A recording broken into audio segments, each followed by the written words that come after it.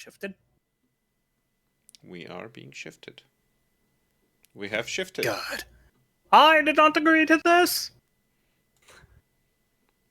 You shall hear from my lawyers. Are we live? Yes. Hello, everybody. Welcome to Would Be Heroes. We're playing a brand new game today, Scum and Villainy, a Blades in the Dark inspired game put out by Evil Hat. I've got both of those. They're going to be backwards, but I've got Blades in the Dark and Scum and Villainy here. Very excited to be playing this game today. Scum and Villainy is a game where you're playing as rebels and scoundrels and perhaps bounty hunters in space. So we're going to start off with no characters built today. We're just going to jump into this. Everybody's going to build characters. We're going to put a crew together and pick a ship and probably jump into our first heist all in this first session, which is a big selling point of Blades in the Dark and these kinds of games is you don't have to put a whole lot of work into building a character. The same amount of time you put into building one Dungeons & Dragons character, you can run a whole entire session for your group of friends. So that's what we're going to try to do here today. My name's Fisher. I'm gonna be running this game, and we're gonna go around the horn and introduce everybody, and then start building some characters. Why don't we go next? John, go ahead and introduce yourself. Hello, I'm John. Today I will be playing. Yes. I think John is one of the only one here who has an idea of what they know they're going to be jumping into, which is going to be pretty cool. Yes, I have been excited to play Scum and Villainy, so I had my concept locked in from like 3 weeks ago. Well, awesome. Anything else you want to say about space? It's pretty neat. Great. Great. Space fun fact: if the sun explodes, we would not know for 8 minutes. I actually kind of take comfort in that. Ignorance is bliss.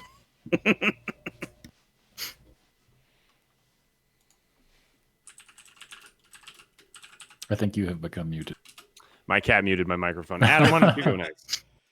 Hi, I'm Adam. Better known most places on the internet as Soulmine, and I will also be playing today. And I have zero idea. We shall see. Oh. And in space, no one can hear you scream. That is true. I don't have anything else to say. D. Hello, I am D, a Night Wanderer. That's Wander with an O, and today I will be wandering the night. The infinite night of space, the cold, dark grip of the void, which is something that you guys are going to have to deal with from time to time. This is a very interesting game. You're going to kind of cycle back and forth between two different modes of gameplay. We have jobs, and then we have downtime, and these kind of we'll cycle back and forth between these two different kinds of play. And then there's also free play, of course. I'm envisioning this as being realism. I know, yeah, right. And we'll get into the structure of the game a little bit more as we go on. But first, why don't we start building some characters? And since we have somebody who knows a little bit about what they want to do already, why don't we start with you, John? We've got character sheets open, and if people want to follow along, there are some places you can find these character sheets. Unfortunately, we don't have like a great visual representation on screen right now, but in the future, I think we're gonna incorporate that. John, why don't you tell everybody what you're playing today? Today I am playing a mystic, which are the spiritualistic sword-swinging space wizards of this setting. Yes. And let's see. So that's your playbook. We'll go through all the steps here. You choose your playbook. Your playbook represents your character's reputation in the crew, their starting and special abilities, and how they advance. So you're being a mystic, which you explained pretty well there. And then why don't you choose a starting ability? All playbooks have a unique starting ability. You may choose instead to start with the Xeno ability, which we have talked about a little bit. Now that's up to you, since you have said that you are going to play a Xeno, correct? Yes. Thematically, my character is a slug in a humanoid mech suit. So the big Xeno ability is that you can spend stress to perform an inhuman feat only members of your species can do. Is that something you're interested in, or do you think you would rather stick with the Mystic starting ability, which honestly I think you're probably going to want to stick with the Mystic starting ability, Yeah, 100%. Okay, let me get this over here. Stick. Okay.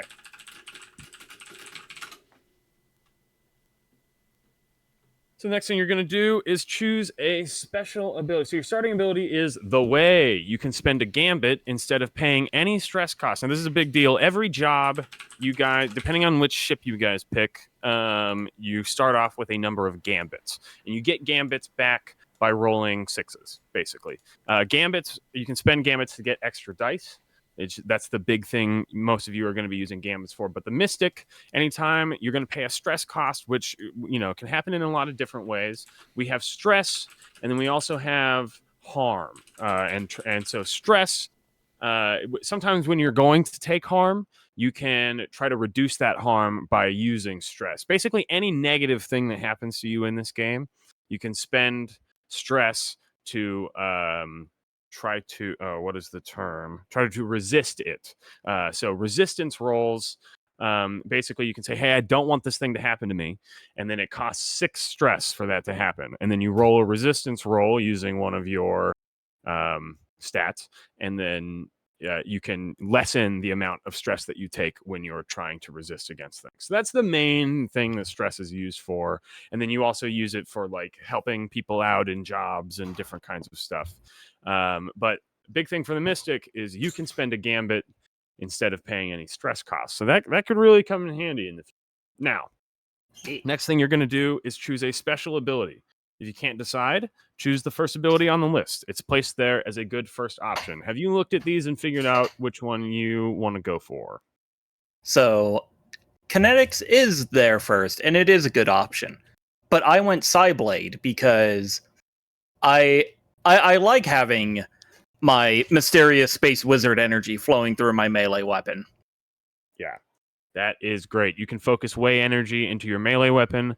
While charged, the weapon can cut through non-shielded materials with ease, and you gain potency on your attacks. And what potency means is that it increases the effect. All dice rolls in this game have a position and an effect. So position is it's between dominant, risky, and I lost that last one.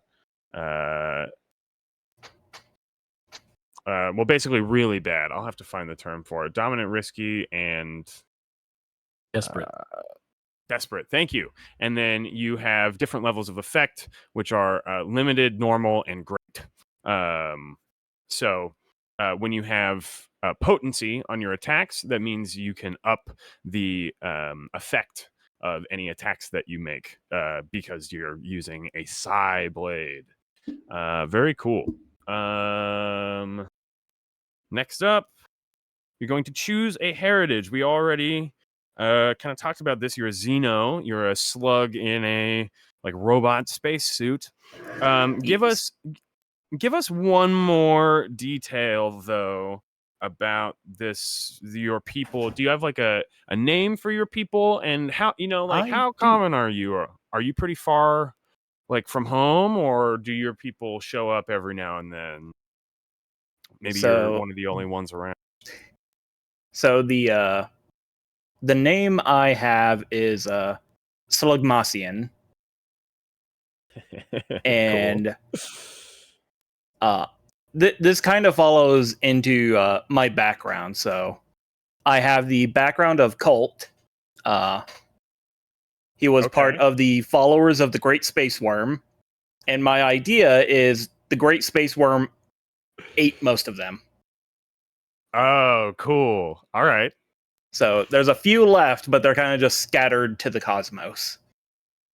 And are your Slugmoxians? Is that's your people's name, not your name, or is it Yes. your name? My character's name is Armand. Armand. Yes. All right. And he looks like a. Now, can you see that he's a slug, or is it just all space? No. Like if if you're looking at him, he kind of looks like a android wearing kind of just bits and pieces of various uniforms. He kind of looks like Isaac from Dead Space. That was like a the little big thing. bit, yeah. Yeah. He's got that kind of engineer mech suit sort of look going on. Your name's Armand. Like imagine if Isaac like threw a coat over his armor. That's kind of what you got. Do you have an alias or anything that people maybe know you by? Besides, so I rolled for a couple of random aliases on fantasynamegenerator.com, and I got the Colossus, and I think that's hilarious. So that's not compensation at all in any way. Not at all. Very interesting. All right, so you are a Slugmoxian from a cult background, the Church of the Cult of the Great Space Worm, right? Yes. And I was gonna say, are the Slugmoxians, are they like naturally attuned to the way? Is that why? Like, were most of your people mystics? And is the Great Space Worm like like a great way creature that like floats through space and destroys planets? That's kind of that's kind of what I was thinking. Awesome. All right, well, there we go. We already have some pretty cool lore that we just came up with. So you're going to start off with a couple of action ratings here. All of you guys, when you look over on the right side, you're going to have Insight, Prowess, and Resolve. Those are your three big stat categories. And there's a name for that. Let me see if I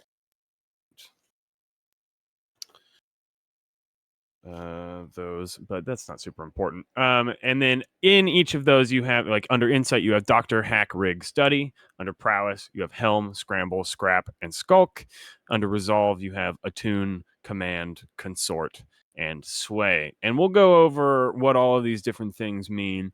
But Mystics start out automatically with 2 in Attune and 1 in Scramble. And Attune is how you attune to the way, and Scramble is your it's how you get away from things. If you're running, jumping, climbing, you're scrambling.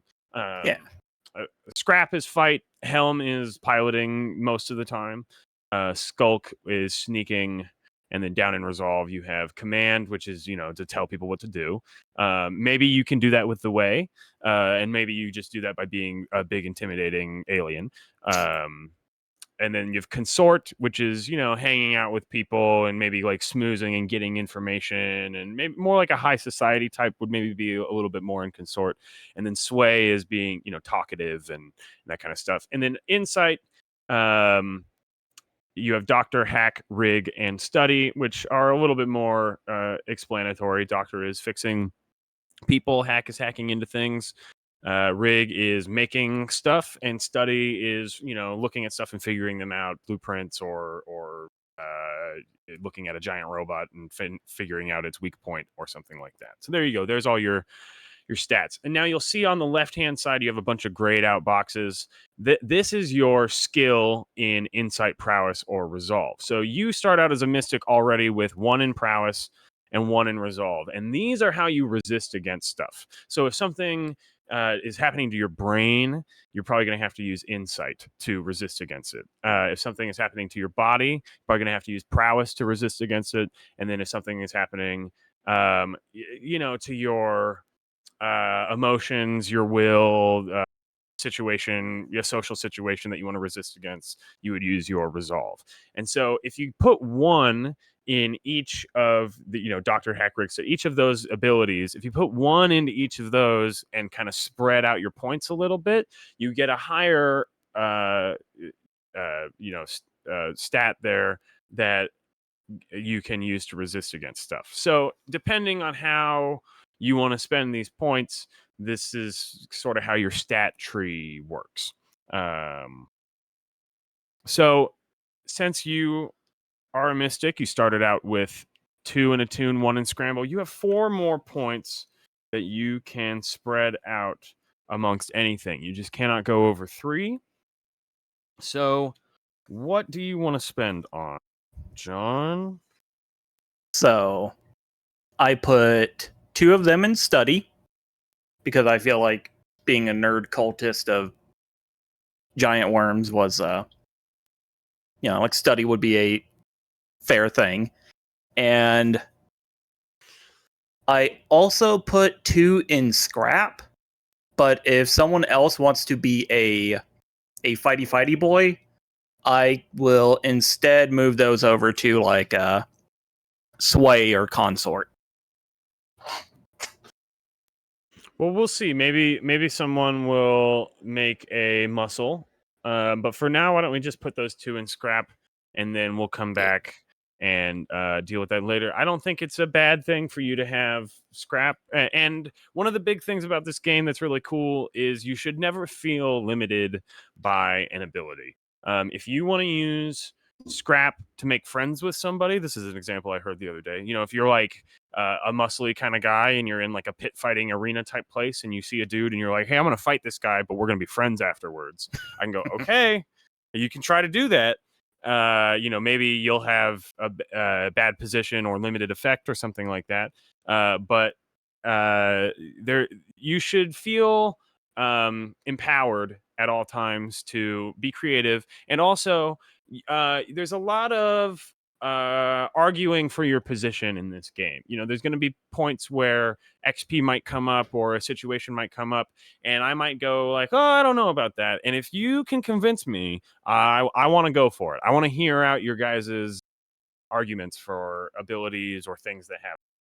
I think that is one of the powerful things about a looser RPG system. Okay. We got your 4 action ratings down. The next thing you're going to do is you're going to choose a close friend and a rival. So if you look down at your weird friends, now you know all of these people. They are all in your group of friends, but one of them needs to be a really good friend, and one of them needs to be a rival. So think about that. And yeah, so I was looking at this, and I think I would go for the classic Horrocks, a former teacher, as the friend, and Blish, a fellow mystic, as the rival. Okay. And let me read you some of these entries here. I'll go a little bit more in depth on the ones you touched on. So Horrocks, a former teacher, do you go to them for advice even now, or do they feel you've misused their teachings? And it sounds like we're going for you. This guy is still a friend of yours, or guy or girl, or who knows? Maybe they are a crazy androgynous alien being. And then you have Hicks, a mystic goods supplier, Lax, a Xeno, Rye, and Lax, a unrequited guy. love. Yeah, just a dude. Rye and unrequited love, and then Blish, a fellow mystic, walking the same path or with wildly different beliefs about the way. So we'll kind of develop that together. But this is just a good starting point. So I like that. Let's go back. I need a book.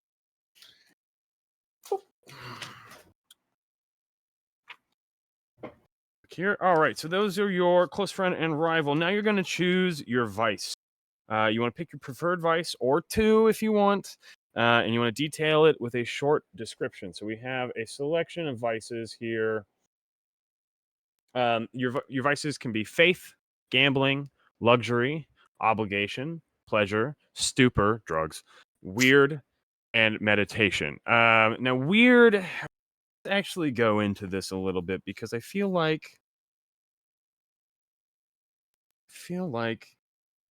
Faith, you're part of a cult. Hey, that might be yours. Or observe specific ceremonies at regular intervals. Gambling, you crave games of chance or bet on sporting events. Luxury, you seek the high life with expensive, ostentatious displays of wealth. Obligation, you're devoted to a family, cause, organization, charity, etc. Pleasure, you seek hedonistic gratification from lovers, food, drink, drugs, art, etc. Stupor, you dull the senses with drug abuse, excessive drinking, fighting to exhaustion, etc. Weird, you perform strange experiments, explore the way, commune with artifacts, and so on. The are the precursors. So you might see references to the or bots. The are like an extinct precursor. And then there was one more. Meditation is not in the book, but is on this character sheet. That's an interesting one. I would maybe not. Huh. You could go for meditation if you want to. Yeah, I because feel like weird sounded like it covered meditation and things pertaining to the way. That's kind of how I feel. So when you're picking a vice, bear in mind that this is something you do to blow off steam. So when you have a bunch of stress in your downtime, you use your vice.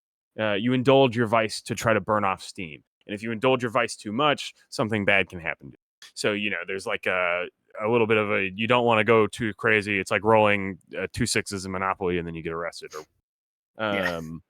So, what do you think your vice is? So, I was thinking that this would be under weird at first, but actually I think it would be under fate. So, my idea is that his vice is spreading the word of the Great Space Worm. So just kind of like one of those screaming preachers on the corner.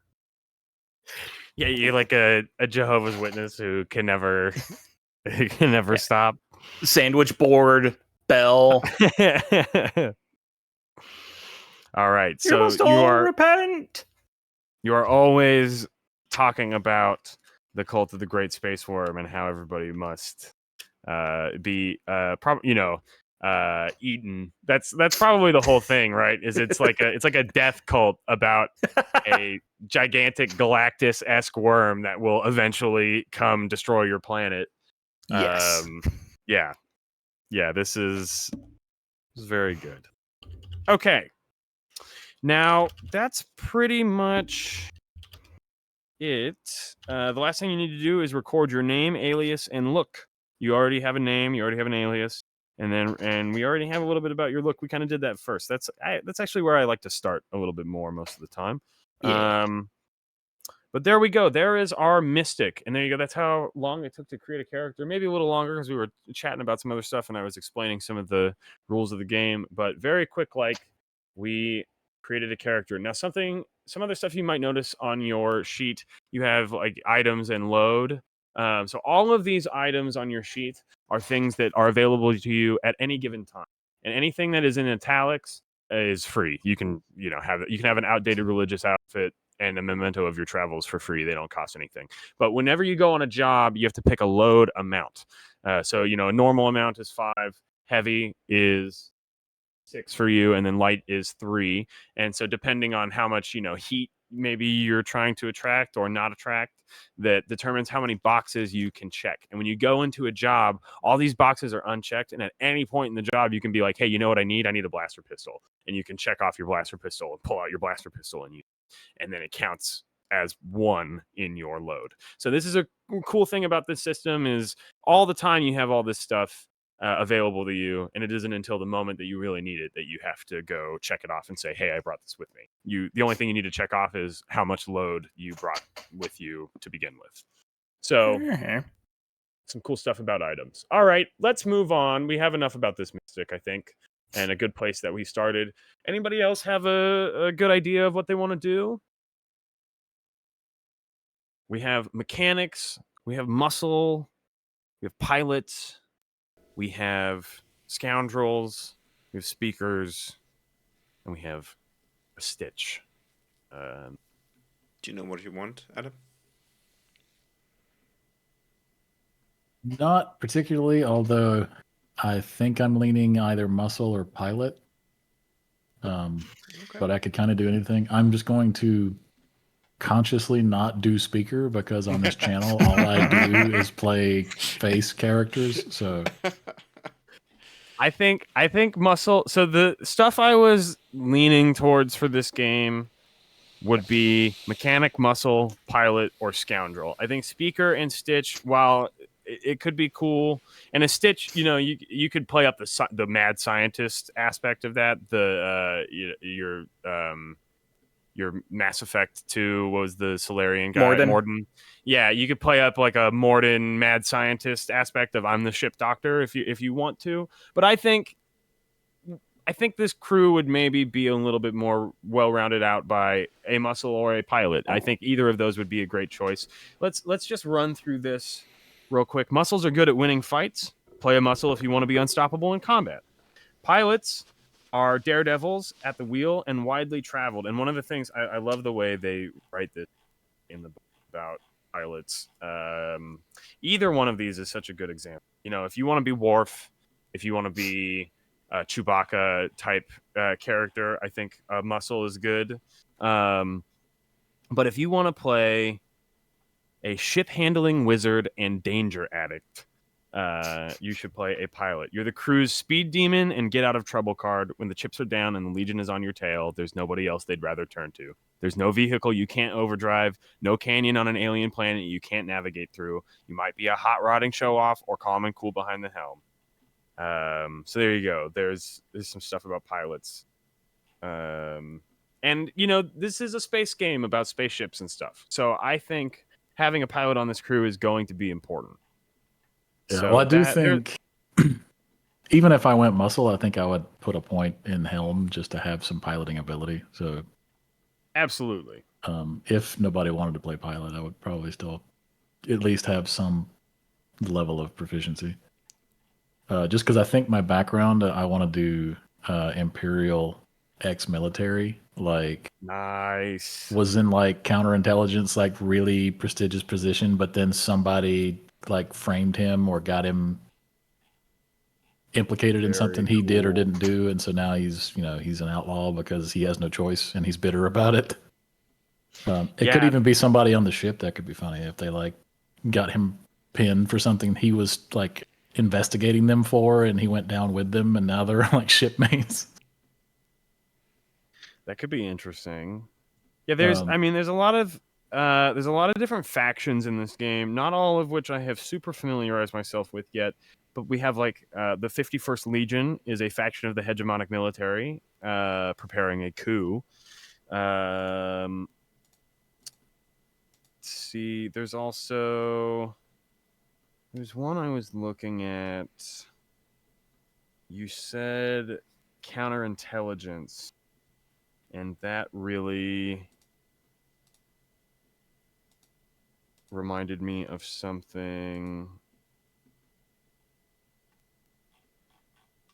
I love how you were like, I don't want to be the face character, but I want my background to be a spy. Well, counterintelligence more in like wet work, not okay. Not Like, he's more the tool used by the spy. Well, here's an more idea. Solid Snake and less James Bond. Yeah. Here's some ideas to throw out there. There is a faction called the Lost Legion. They were formerly the hegemon's personal guard, but they rebelled when the current hegemon rose to power, and now they work as guns for hire. So there's like maybe a group you could have belonged to. Man, there was one. It was a really good one. Oh, here we go. The Starless Veil. Spies and hegemonic counterintelligence seeking to undermine the governor to make a case for change in house control. So, I mean, yeah, I think it's possible that you used to be a member of the Starless Veil.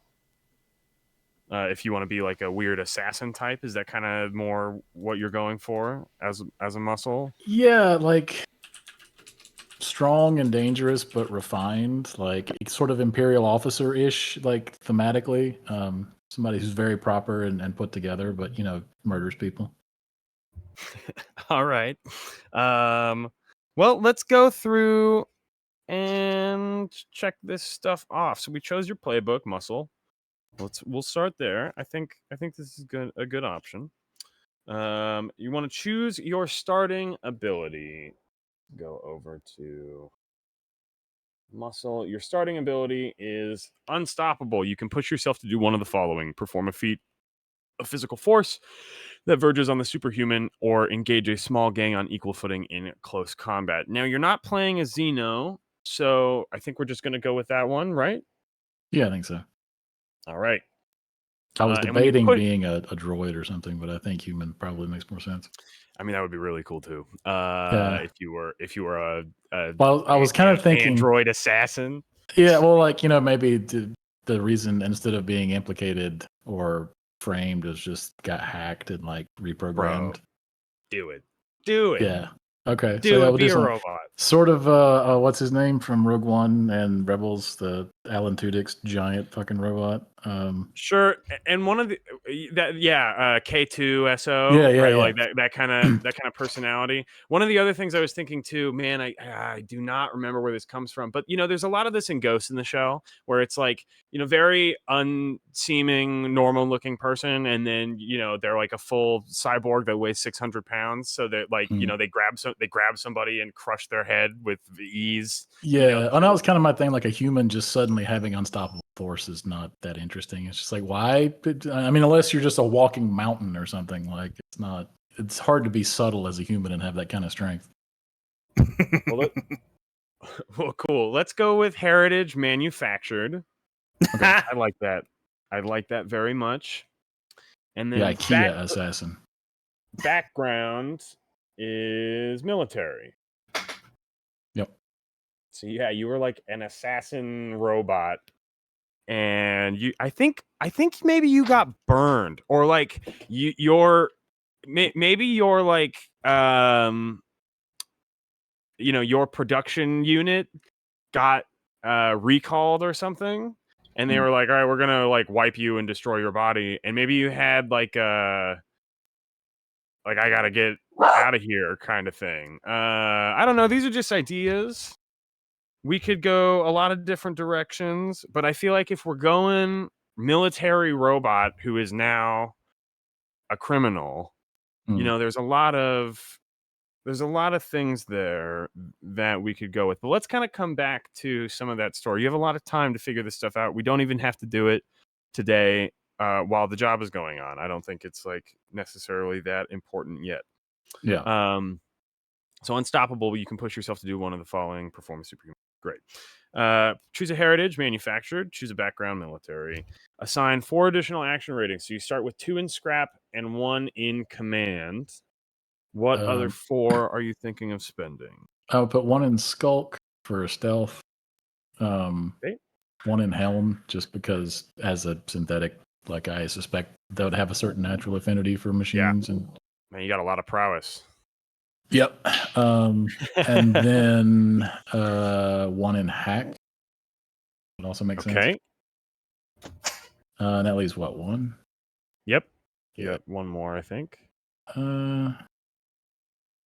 Honestly, I'm tempted to take skulk to 2. I think that's fine. So you're like a sneaky robot. Well, you said spy. You were a assassin, spy assassin android. Oh, that's pretty cool. Maybe you learned something you shouldn't know. That could be interesting. Yeah, he's on the run because there's like they want to wipe his memory bank specifically because he's carrying some piece of intel that he's not supposed to have. Ooh, I like that a lot. So So the Starless Veil are seeking to undermine the governor to make a case for change in House control. Their big goal right now is to cause civil unrest on Warren. So, network of spies, high-tech gadgets, a few ships with cloaking devices. The Veil serves the hegemony itself, even above the hegemon. When power struggles from the core spill out into the rim, the Veil follows. Their eyes are locked on the guilds and Malclay's inability to control them, so they've been carefully trying to engineer his downfall without destabilizing the sector, hoping a different house will have more luck. So there's a very Dune-esque kind of story going on here with these spies. There's a moon called Warren in the Rin sector, and that's where Governor Malclay is. This will all come into play more a little bit later, probably. But yeah, so maybe you learned something. We don't need to figure out what that is right now, but I think that's a really good hook, that you know something you're not supposed to know, and they need to either get it from you or wipe your memory bank or whatever. And maybe this information is something that triggered like some weird moral response in you for the first time, or something like that. Some interesting stuff there. Okay, let's get back to this. Choose a close friend and a rival. Mark one who is a close friend, ally. Yeah, so we've got a bunch here. Krieger, a fine blaster pistol. Shad, a weapons dealer. Chanzek, a bounty hunter. Yazoo, a crooked cop. And Aya, an assassin. What are you thinking there? If it's the pistol, I want the pistol to have an AI. Well, the pistol's interesting. I was reading about that. You can apparently choose to carry it yourself, or it can be carried by a rival, and then they're like saving it to kill you with or something. Yeah, that's the thing. Krieger, a blaster pistol. Is this your favorite sidearm, or is a rival carrying it to use on you? And then in your items, you can. Well, it doesn't say it. No, it does. Yeah, it's in the book, but it's not on the character sheet. But, no, it's not on the character sheet. That's I think interesting. on the character sheet, the box on the right side of the description is supposed to be if you take it as an item, and then the left side is the friends. Yes, I think you're right. That is the way that is filled out. So what are you thinking? Who's your friend? And again, all these people, right? But which one is your friend? That you really are friends with, and which one is your rival? So I think the weapons dealer is the friend. Okay. Someone that not even necessarily like friendly, but like good enough terms that like can be used to acquire. It's like business acquaintances kind of a thing. And then I think the rival has to be the assassin, like the one that was sent after him. Like, yeah, I think you are right. And in the book, Aya, an assassin, an old lover still fond of you, a heart spurned, or are you the target that got away? Yeah, and I like that. I like maybe you guys were did work together at one point, and then it was like, okay, no, you got to go kill. Got to go kill your buddy. What's your vice? What are you thinking about your vice? Luxury, I think. Ooh, you seek the high life with expensive, ostentatious displays of wealth. That is very interesting. Okay. I think it's more the trappings of the life, the lifestyle, like having to try and blend in those environments. It was just like a habit that he picked up and just now sort of uses it to, I don't know, keep his connection to his past or his like false humanity or whatever it is. Sure. And vices can also like change and warp, or you can pick other ones up over time. So, it's possible that this can morph into something different over time. But I like that. I like that starting out that you're still trying to hold on to this old life you used to live. Okay. The last thing we need to do is determine your name, alias, and look. Did you have a name? Not yet. I could make one. That's fine. Yeah. Look, I feel like we kind of said you're like unassuming male. Yeah. In easy to blend almost in, like kind of. Almost like James Bond-esque is sort of the feeling I'm getting.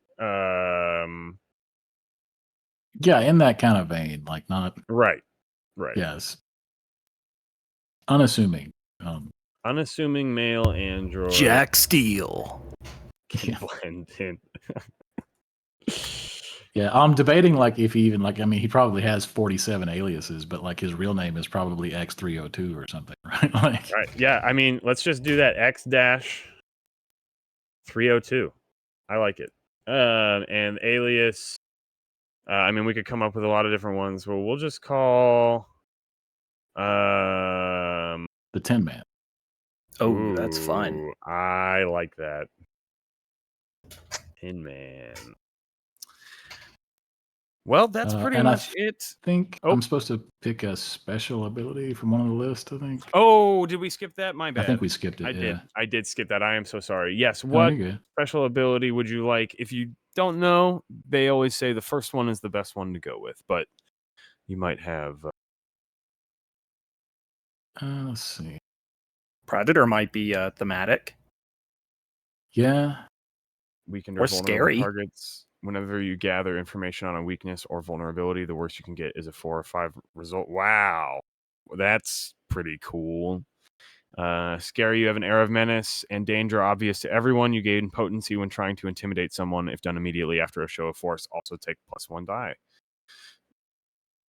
Those are both good options. Yeah, I think either Predator or Wrecking Crew is pretty good, but I think because he is unassuming, just straight up pummeling people is probably not his first move. So I think Predator makes more sense.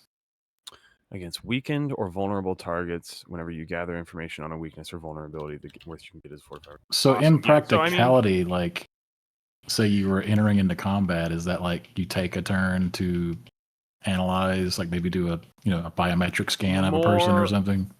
More likely what it would be is before the job, you would go try to gather Collect information intel, before the job and try to gain information on a weakness or vulnerability that you could exploit in the mission. And then one of the other things you can also do is a flashback. That's a big thing in these games. You Right. can spend stress to flashback and say, hey, I did this already. I gathered this information already, and we can kind of go back in time and play out you gathering that information. So no, that's a perfect use for a flashback. Yeah, there's ways for Predator to really so you'll just want to try to play around that idea of kind of stalking a target and gaining their weaknesses or vulnerabilities before you go take them out, so that you can try to use that Predator advantage. But again, flashbacks, that's something that we'll all have to get used to, is that time is a little wibbly wobbly in these games. Yeah. All right, I love it. I think this is a really cool idea for a muscle. Last but not least, D, what are you thinking? Okay, I think I've got a pretty solid idea. I think I'm gonna try and reconstruct a character whom I had as an NPC in a D&D game I DM'd, and as a PC in a D&D game I'm playing. I'm gonna play a scoundrel. Ooh, cool. All right, scoundrels are lucky. Yeah. A scrappy and lucky survivor. Neither the most reputable nor the one to choose the safe route. You're a smooth-talking criminal, and luck is just one of your many skills. Awesome. That is a good option. Is the D&D character a halfling? The as an NPC he was a human. As a PC he's from that one race from Planebreaker that can become any species as long as he eats a little bit of them. Oh my god. Okay. That tracks, yeah. Let's that choose kind of scoundrel. Yeah. Let's choose a starting ability for your playbook. So the starting ability for Scoundrel is Serendipitous. The crew starts with +1 Gambit when the pool resets. Hey, that's pretty cool. You're always going to have +1 Gambit. I love that. And then let's choose your special ability. If you can't decide, first one's always best. I do particularly actually like the first one that is most in tune with the character. Never tell me the odds. You also generate gambits on desperate rolls. You may also generate gambits even if you spent a gambit. And the big thing is you generate gambits on risky. In general, everybody generates gambits on risky rolls that you roll a 6 on. I think that's the way that works. There's a table in here I'll have to reference back to a little bit. And then because you are a scoundrel with this ability, you can also generate gambits on desperate rolls. And you can also generate gambits on rolls even if you spent a gambit on that roll, which is something nobody else can do. So you are all about spending gambits on extra dice. Yeah. And Generating extra gambits will be good because your mystic can also use gambits to eliminate stress for himself. Yes. So that is pretty cool synergy. Yep. All right, let's get in here and go to Scoundrel. Serendipitous and only the odds. All right. Next up, you're going to choose a heritage. What are you thinking? Wanderer. Interesting. Let's see what the book says about Wanderer. I haven't really Is read that with an O? much.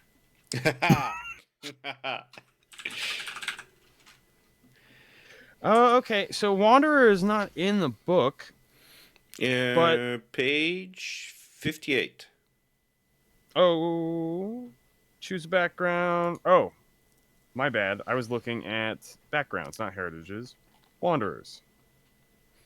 Without a planet to call home, you could be from a wanderer heritage, a small but notable portion of the hegemony move from planet to planet as opportunities emerge and galactic economic cycles shift, or you just follow where the way takes you. Interesting. All right, cool. A wanderer. And then background. And what are you thinking for background? I'm thinking noble. Living the life of luxury, such as a dilettante, someone caught up in house politics, etc. Okay, so is that kind of what you're thinking? I'm thinking the noble is more of a like he used to belong to a noble family that then got by one way or another denobilized. Oh, and so now he yeah. wanders and Well, so denobilizes one of the others. One of the things about the setting is that kind of recently a new hegemon rose to power, and the old royal family was like, I think just like murked, right? Yeah. So it's very possible that you could be connected to the old hegemony in some way, and now you're, like a lost prince on the run or something like that. I think that is a very interesting idea. See, I was not expecting this game to go this way, but I feel like more and more we're leaning towards a rebel crew. But it does not have to be that way. It sort of sounds like that is the direction we're leaning with some of our storytelling here. I have no idea what you're talking about. These are not the droids you're looking for. Okay, Noble. Assign 4 additional action ratings. So as a scoundrel, you start off with 2 in sway and 1 in skulk. Yep. Where else would you like to spend your points? I am going to put 2 into scramble. I'm going to put 1 into helm and 1 into rig. Nice. Again, a lot of prowess. Got a couple of people with a lot of prowess here. This is going to be interesting on the physical end of things. All right. Choose a close friend and a rival.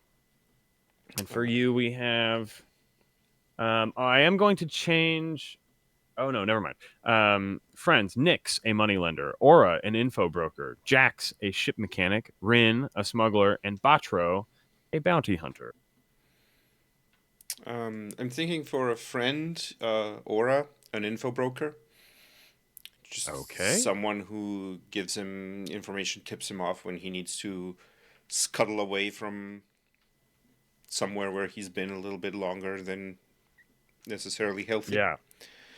And I'm going to say Aura's a Xeno, too, because the way this line is written is funny. It says, always coming to you with juicy tips. Yeah. So I kind of imagine he's like, it talks like this, sort of, greasy, hairy Xeno guy in a cloak,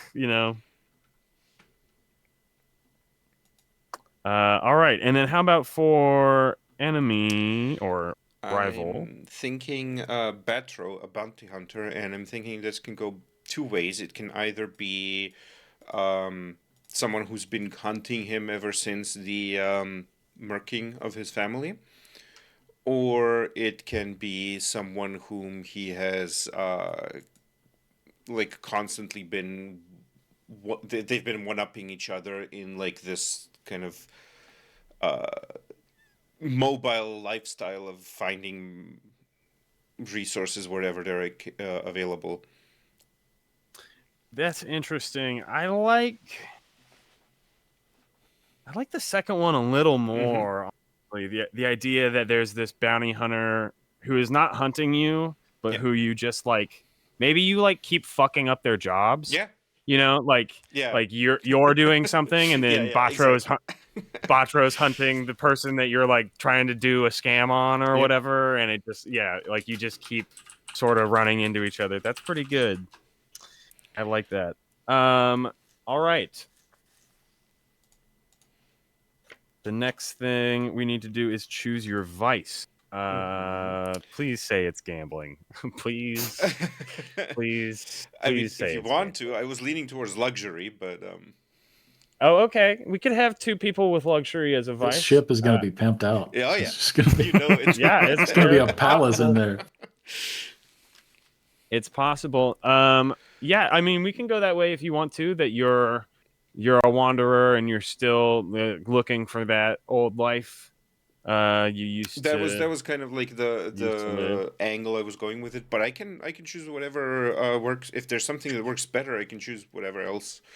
I think it would maybe be a little bit more interesting to go in a slightly different direction, and maybe obligation would be a little bit better. I don't know. Maybe that's not true to your character. Maybe you don't feel a whole lot of obligation to your old noble life, since your like whole family and life has been destroyed. Or maybe you do have this nagging sense, and maybe you're like ignoring it kind of, but this nagging sense of like, maybe I have to do something about all the stuff that happened to me and my family.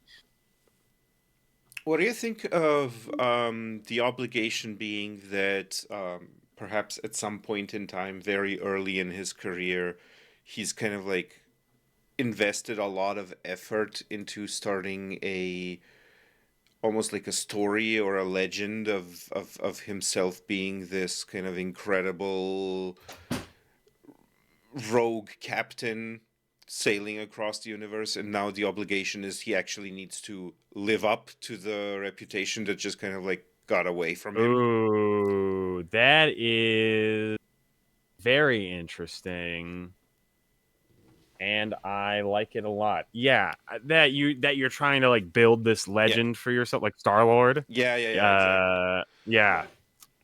I think that's really good. I think that's really strong. The general inspiration for like this character in general, one of the main inspirations was Space Captain Harlock. Oh, rad. So, like, there's this whole idea of like there being this kind of like title and this entity that exists beyond the individual that the individual has to live up to. That is a cool idea. Well, that segues pretty well into this next section here. Do you have a name? Yes, the name is Tiberius Grom. Tiberius Grom. And then do you have an alias? And this would be the name that I think you kind of are trying to perpetuate and live up to. And maybe, like you said, maybe this is a name you inherited in some way. I'm open maybe to any suggestions. I haven't really thought of an alias as such. Okay. I don't have anything off the top of my head. The big one is usually, like the gunslinger or whatever. But that's not a great alias here. Maybe we'll come back. Maybe we'll come back to that. Or maybe it is. Maybe it is more directly tied to your heritage. Maybe it is the Fallen Prince, or the Lost pirate Prince, formerly known as Prince. Or maybe it is. Maybe King. That is the thing. The Pirate Prince, the Pirate King. Which, I mean, that's a big title that you do not have a lot of claim to for you to be trying to live up to. Not. Yeah, until you find out there's an actual Pirate King and it's copyrighted. He's coming for you.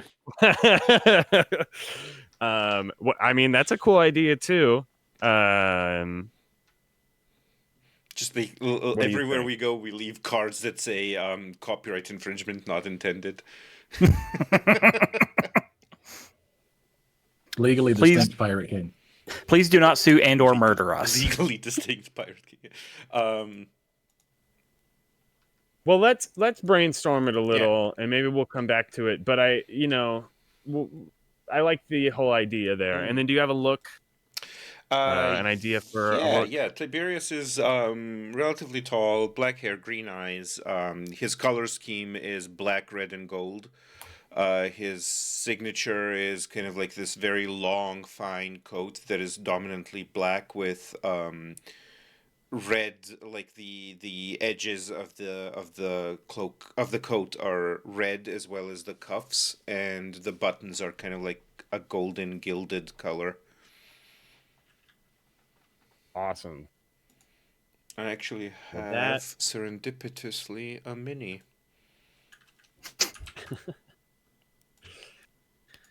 Well, that is the crew, or each character, I should say. Now what we have to do is we have to put the crew together and pick your ship. So, let me flip ahead in the book here a bit. We've got a mystic, we've got a muscle, and we've got a scoundrel.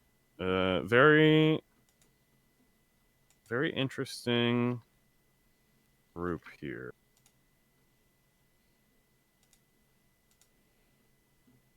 Here we go. Crew creation. So the first thing we need to do is choose your ship. Your ship represents the types of jobs the crew is looking for and general crew capabilities. All crews start with 2 cred, which may be spent during crew creation. And cred is, it's a big amount. 1 cred is like a full stick of credits. It's a full cred stick. That's like a month of wages. So 1 cred, money's bigger and looser in this game. 1 cred is a lot of money. 2 cred is, it's two cred sticks. You guys are working in usually increments between like 2 and 5, maybe 6 creds, depending on how much money you're making, what you're finding. Like if you found 20 cred, you guys would be like, oh, holy shit. So that's that's the way money works in this system. Let's figure out which ship we want to take. Like I have been saying before, there's 3 big archetypes here. There is Star Dancer, that's the smuggling ship. There's the Cerberus, that's the bounty hunter ship. And there is the Fire Drake, that is the rebel ship. Now, the big difference between some of these, the Star Dancer and the Cerberus, the Star Dancer is a freighter, so it's a little bigger, and, it's got like smuggling cargo holds and stuff like that in it. The Cerberus is a firebrand type patrol craft, so it's a little on the smaller side, and it's designed more for combat and bounty hunting. And then I guess it's also a freighter. They're both freighters. And then the Fire Drake is a corvette, so it's a bigger ship that does not usually go into orbit, and instead you take like a shuttlecraft down. So if you want to have a little bit more of a Star Trek, Cowboy Bebop sort of feel, where the ship is more like the base, and then you guys don't usually take the ship down places. That's kind of up to you. I don't know what kind of game you guys want to play or what kind of reputation you want to have as a crew.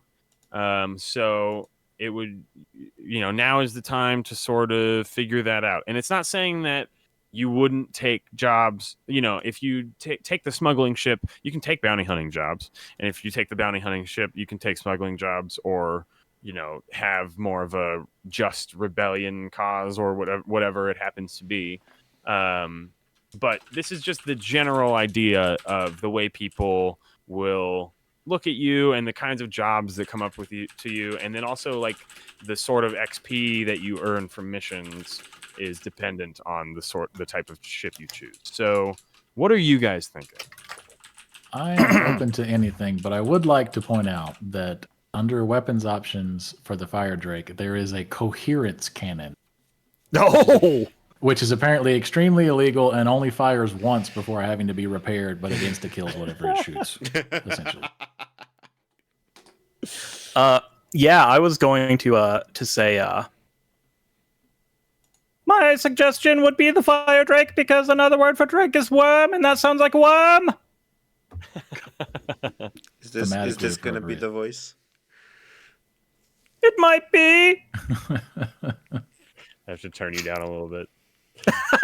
I meant to lean back, I'll be honest. Yeah, I'm gonna turn it down for the stream as well. A little bit. Feel the great worm! I mean, if you're going to Okay. proselytize, you have to do it where everyone can hear you. If you guys want to go for the Fire Drake, rebels and criminals looking to protect the downtrodden and fight the hegemony, I mean, I think it makes a lot of sense with the kind of characters and backstories we have been leaning towards. That maybe we should go the Fire Drake. So let's do that. Let's lock it in. The Fire Drake is a converted Kanjigar class Corvette. That sounds cool. The KKK. Oh no. It's CKC. CKC. Okay. Whew. No. So the next. How dare you? The next I did very thing. well, thank you for asking. The next thing we need to do is choose a reputation for your crew and your ship. So your crew is just formed and acquired, and this is something I want to talk about as well. How did this crew get together, and where did you guys get this ship? We can take some time to figure this out, but I do think that this is very important. And in fact, instead of the big starting job thing in the book that they say to start with, depending on the story we come up with for how you guys got this ship, maybe that'll be our first job. But I think that's kind of important. You know, where did you guys meet? How did you guys pick up a weird slug mystic? And, you know, I kind of feel like the scoundrel and the muscle have a little bit more of a reason for running into each other at some point. And then maybe the mystic just sort of happened to be there. We were both trying to steal the same ship, and the mystic was on it. Is that... Just decided to stick around. Yeah, Armand's just sitting there like, hello. That could be interesting. But yeah, I very much feel like our crew would have the strange reputation. I was thinking that as well. Yeah. That is kind of what I'm thinking. That makes the most sense to me, sure. This is, we were trying to go Star Trek, Star Wars. This is Far Cry. Yeah. This is what we're doing. I was aiming a little bit more towards it could be Cowboy Farscape. Bebop. Or Farscape, Han that's Solo. what I meant. Yeah, sorry. Yeah. I kind of thought we were going to end up with a smuggling ship. I'll admit, but this is cool too. I don't mind. This crew feels like at some point there was some disastrous apocalyptic event on a planet, and the three of them were just the only things left alive. Okay, well, how about this? How about the Great Space Worm was gonna come like eat a moon or something that everybody was hanging out on, and then the only way to escape was to get off the planet at the last minute, and that's how you guys stole this ship. I think that makes sense. Maybe it was your home planet.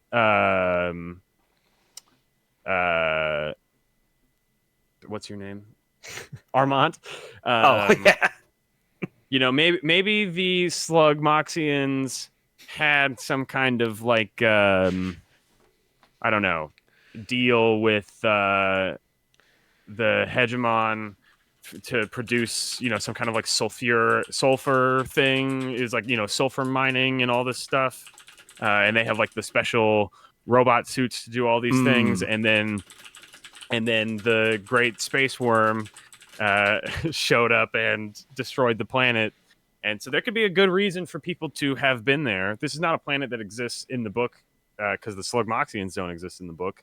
But it no longer exists. And Slugmoxia no longer exists. That's why it's not in the book. Yeah. This is the deep Scum and Villainy lore. I think this is a cool background story that, yeah, you guys were on Slugmoxia for whatever reason, pulling a job or running away from the spies. You're a spy assassin that's hunting you down. And at the last minute, it was like, hey, the planet is going to get destroyed by a giant space creature. Everybody needs to get off the planet now. Cool. Strange reputation. We need to customize the ship. So Oh, hell yeah. the ship comes with 1 in weapons and 1 in hull, and you automatically have the particle cannons, and you automatically have crew quarters, which are good. And then, you also, because it is the fire drake, you have you have shields already, and you have a shuttle to get down to the planet.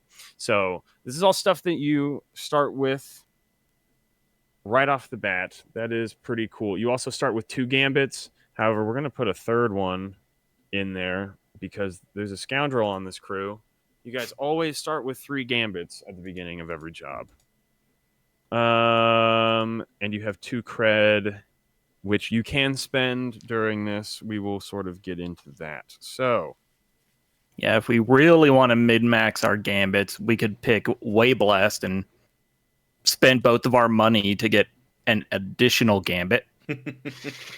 we'll see what happens. So you can choose 2 additional ship systems to improve. Your choices are between engines, hull, comms, and weapons. And if you improve one of the things that has something already on there, what I'm going to say, they don't explain this very well in the ship. But you also have 1 in engines already, and you have drive. So there you go. They don't explain this, but what I'm going to say is that there is a coherence cannon on the ship. It just has not been installed. So if you guys don't put that extra dot in weapons right now, you still have the coherence cannon, and you don't need to buy one whenever you upgrade your ship again. You can just install the coherence cannon when you the ship. Or if you decide to take a dot in weapons right now, you can just have the coherence cannon. I feel like comms might be important since we have 0. Yeah, and so let's talk about some of these things in comms that it's kind of handing to you. It's two dots that you get to spend here. Yeah, so me personally, as John, Armand would love to fire a coherence cannon for hip. But me as John, I feel like we need some form of targeting system to fire off this quantum entanglement gun. Yeah. Well, and you have particle cannons already. So a targeting computer handles calculations and targeting for a weapon system without an actual crew member doing so. Roll comms rating when fired. So there you go. That could be very helpful. The long-range scanner provides a variety of EM spectrum and gravimetric readings, giving the crew advance warning up to 12 light minutes away. And then the fake transponder broadcasts a different ship signal or plays a powerful recording of sensor echoes or acts as a beacon, usable remotely. So you can leave a fake transponder on a planet or leave it on your... Or no, I guess it's installed on your ship, so you can use it from planet side. Yeah, we're spoofing legitimate credentials. Right. So as long as one of us or a crew member fires weapons, we don't really need the targeting computer. That's more to automate weapon systems. Yeah, but you guys might be busy. You guys might be busy doing something else and not targeting and not shooting. No, it could weapons. be super useful. Yeah, I'm just wondering, when you talk about balancing it versus a scanner that just tells you where everything is and what it's doing or whatever it might be. Well, you could put both of these points in comms and take the targeting computer for 1, and then you have 2 in comms, and you roll 2 dice on targeting computer firing your particle cannon every time that happens. Nobody has to be shooting it. Let's see what the book says about particle cannon. Particle cannon, pew pew, usually fixed in one direction on personal vessels, often cross-linked, not legal without a license. I don't know if you have one of those. I'm sure we do. It's probably fake. Yeah, probably. I think that's actually one of the things on here, a cruise ship upgrade. I'm not sure. All right, so targeting computer. Well, let's put 1 in comms and add the targeting computer. And then what else do you want to improve? Do we want to put the second one in comms and take another thing? Like the long range scanner, maybe? Or I'm good for whatever. landing bay, airlocks, bay doors, and takeoff ramps to accommodate shuttles and single pilot small fighter craft for both land and space takeoff. I don't know. Yeah, I feel like we don't have enough people. Yeah. You have a jump drive already. You could upgrade your engines and have another dice for engine rolls. I noticed. So we have a 2 under auxiliary. We started with 2 checks on the shields, which is like a loadout or something. But then there's the shields category that currently doesn't have any checks. How does that work? It's below the hull. No, I think you can check the shields, because the way the shields work. Or is it like you start with 1 and then auxiliary gives you 2 more? Actually, I think you might be correct about that. Oh,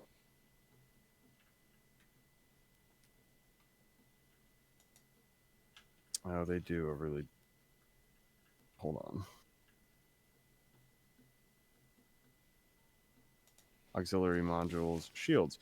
Particle sinks and EM can be countered with focus fire, counts as armor against ship weapons, and energy discharge completely absorbs blaster fire. Costs 2 upgrades instead of just 1.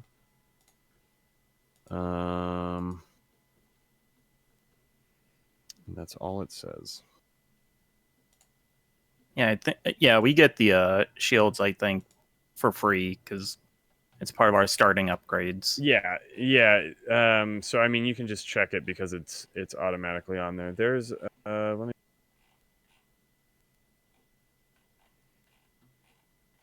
Modules upgrades.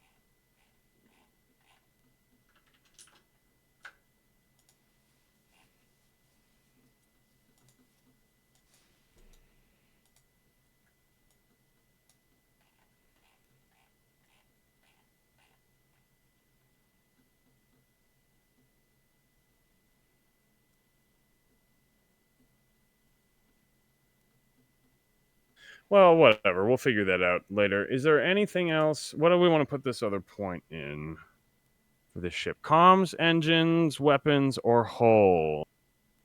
So, I'm assuming, just by the way everything is set out, our shuttle, unless we unlock the landing bay, our shuttle is like barnacled to the side of this ship somewhere. Yeah, the shuttle. Yeah, we'll say that. I think that makes sense. But yeah, personally, I'm good with either. Yeah, the shuttle description says can attach to airlocks, but best stored in a landing bay if you don't want stray asteroids / fire affecting it. Right. Yeah. So, I mean, it might be a good idea to take the second point in the hole and have a landing so that the shuttle can stay in the landing bay instead of attaching to the side of the ship. That might be a good idea. Yeah, I'm either leaning towards that or towards the coherence cannon.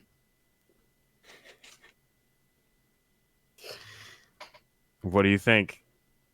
Armor, like hull, landing bay, or weapons, coherence cannon?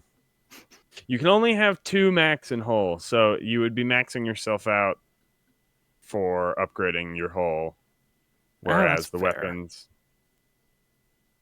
the weapons have a little bit more room. Yeah, and it's a bigger ship. Is there other options then? Oh yeah, there are other options. So if you want, I mean, I just asking other because hull, you made like note that it would be maxing out hull, which implies that there's other choices than just the landing bay that's offered on the sheet. No, it's just landing bay on the sheet. Yeah, on the sheet it's just landing bay. I would say that if you wanted to, you could. Yeah, I think you kind of have to. I think you kind of have to take landing bay for the fire drake, because otherwise you have a cargo hold and smuggling stuff, and you're not really a smuggling ship, and you only have 2 in hull anyway.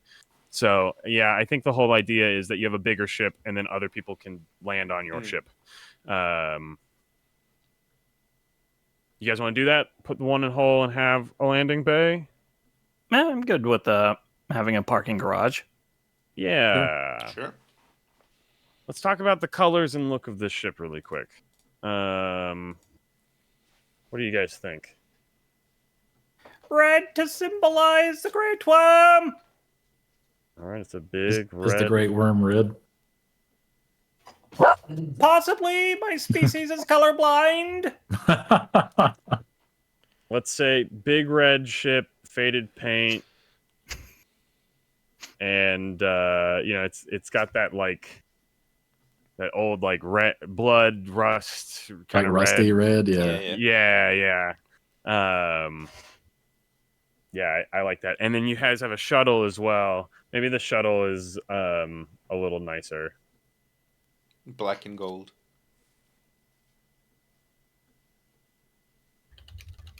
Yeah, maybe the shuttle didn't come with the ship. Maybe when you guys were stealing the ship, you guys had a shuttle that you had stolen from somewhere else, and then you... That had on it the tied up bounty of Betro.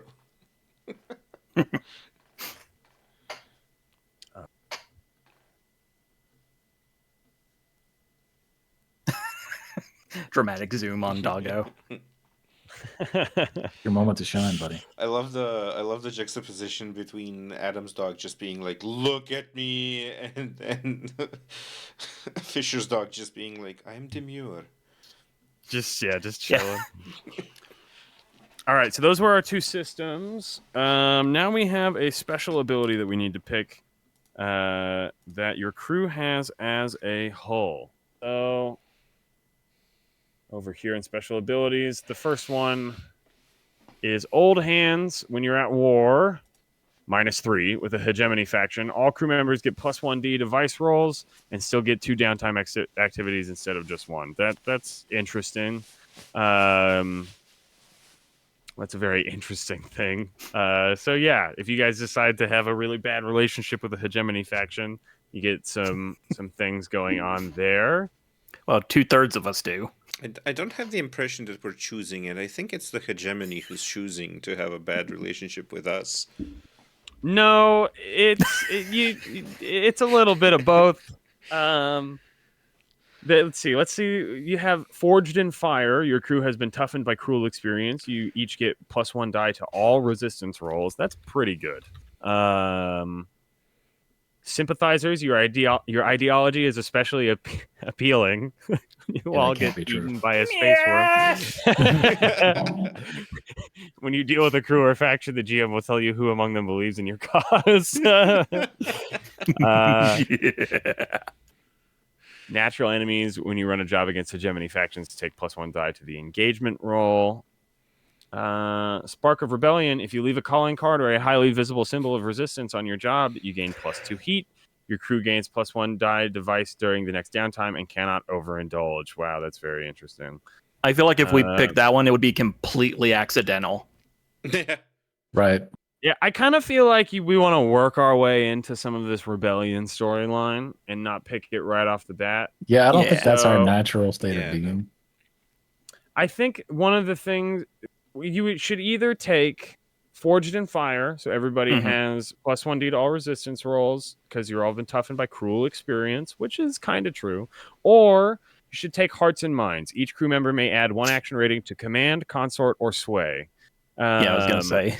Because honestly, you have a scoundrel, you have this old, spy robot, and you have, a mystic who may be kind of insane, but is still connected to the way. So I think there's a good reason to take Hearts.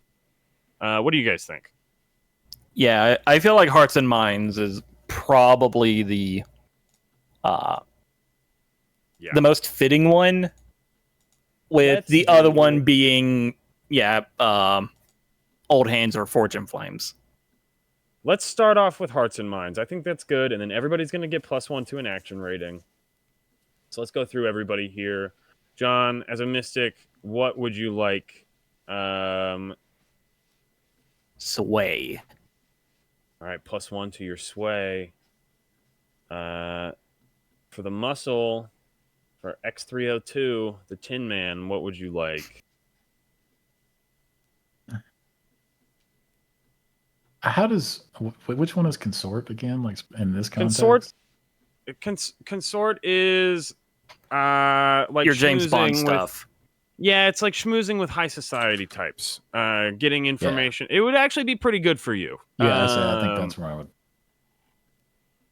Yeah, and then D I'm gonna take for a the third point in scoundrel. sway. Yeah, that makes. Okay. Very nice. We still have to assign some ship upgrades. So we get to pick 2 ship upgrades. And these can be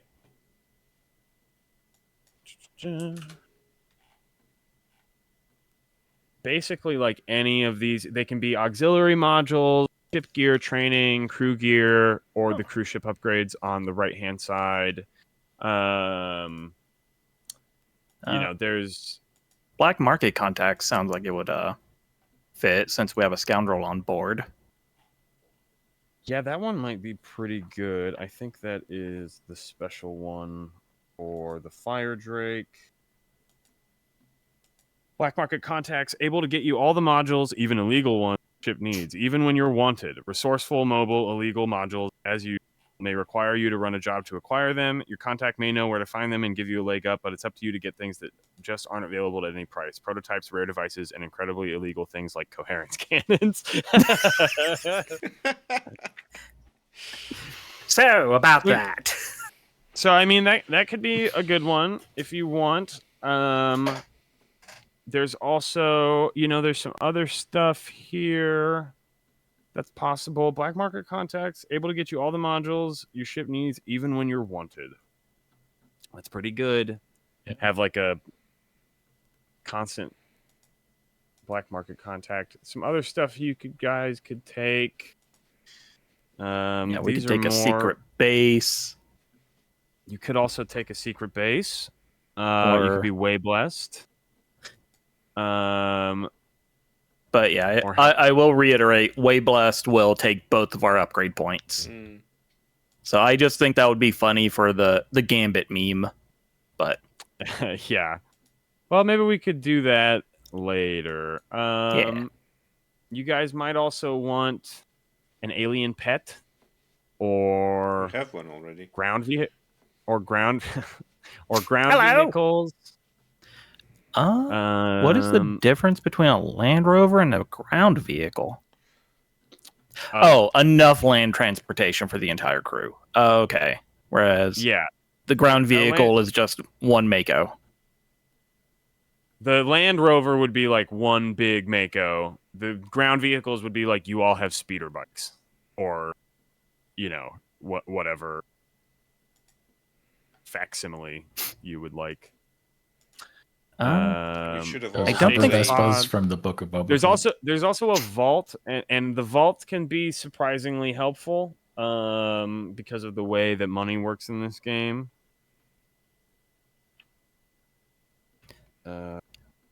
it takes its armor from your hull rating. That's Interesting. Okay. I was also looking at a intruder alarm because that just seems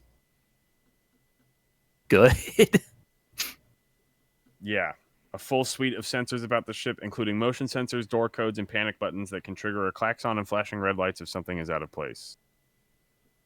Land Rover, an armored all-terrain vehicle for carrying heavy cargo and folks over land. High-powered winch and decorative stickers come standard. AI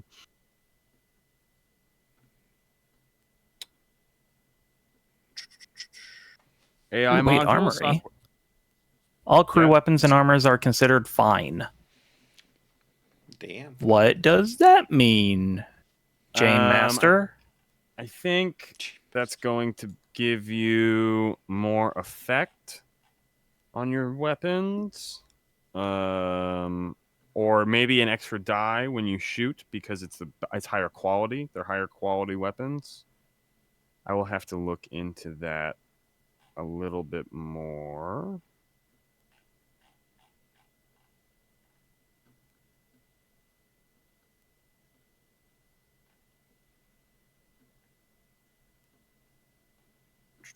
But yeah, I don't know. I feel like our party's not particularly workshop coded, so I don't think workshop medbay or science bay would be too big on our. I feel like the only person that would benefit from the med bay would be the actual human. Fair. The Land Rover, if we're gonna be doing heisty type stuff like that, I feel like that's gonna be one of those. Like we need to steal, 500 pounds of whatever. How the hell do we get it back to the ship? Power reserves. I would also say we could get the AI module, so the game master can tell us stuff diegetically. Software connected to an AI core with fiber optic filaments running throughout the ship can automate tasks or otherwise run the ship on behalf of the crew. Snarky personality module available for free. That's an idea. You can Every have a brig. time you open an airlock, the door is ajar. How can the door be ajar? I was just thinking like an AI that particularly hates the people. Door opens. Are we just gonna end up having Marvin from Hitchhiker's Guide?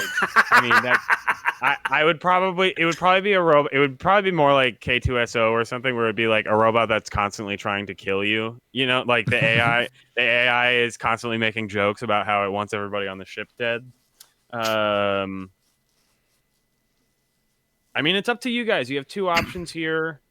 If you think black market contacts is good, maybe secret base could be. We haven't even really. Like secret base is ridiculous. We're not organized enough to have a secret base. No, I Not don't really. yet. I don't really think so. Black market contacts, I think, is a given. I think probably two of us would have contacts like that. Let's do that. All right. Let's do black market contacts for sure, because one of you used to be an assassin for the hegemony, and then the other one is up to you guys. Power reserves can be good. Batteries and energy supplies that can power the ship independently of the engine, sufficient for a few hours of operation at minimal usage or a few minutes of full power, acts as armor against power-related mishaps on the ship. Okay, so what do we like from this list, crew? I think Armory's good. Land Rover's good. Okay, we got Armory and a Land Rover. AI could be funny, but I don't know that we need it right now. Yeah, that's fair. That's fair. We can just steal one later. Yeah. I think like Land Rover. You kind of mentioned that before. It's like it could really come in handy depending on the kinds of jobs you guys end up doing. Having a big Land Rover might be really helpful. What were you thinking, John? Yeah, I was also thinking Land Rover or intruder alarm. Or we haven't looked at recon drone. A small drone for surveillance, mapping, and intelligence gathering in space and in atmosphere can be given simple instructions.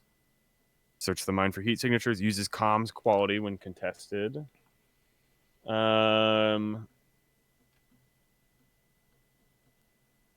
Or just that is very useful.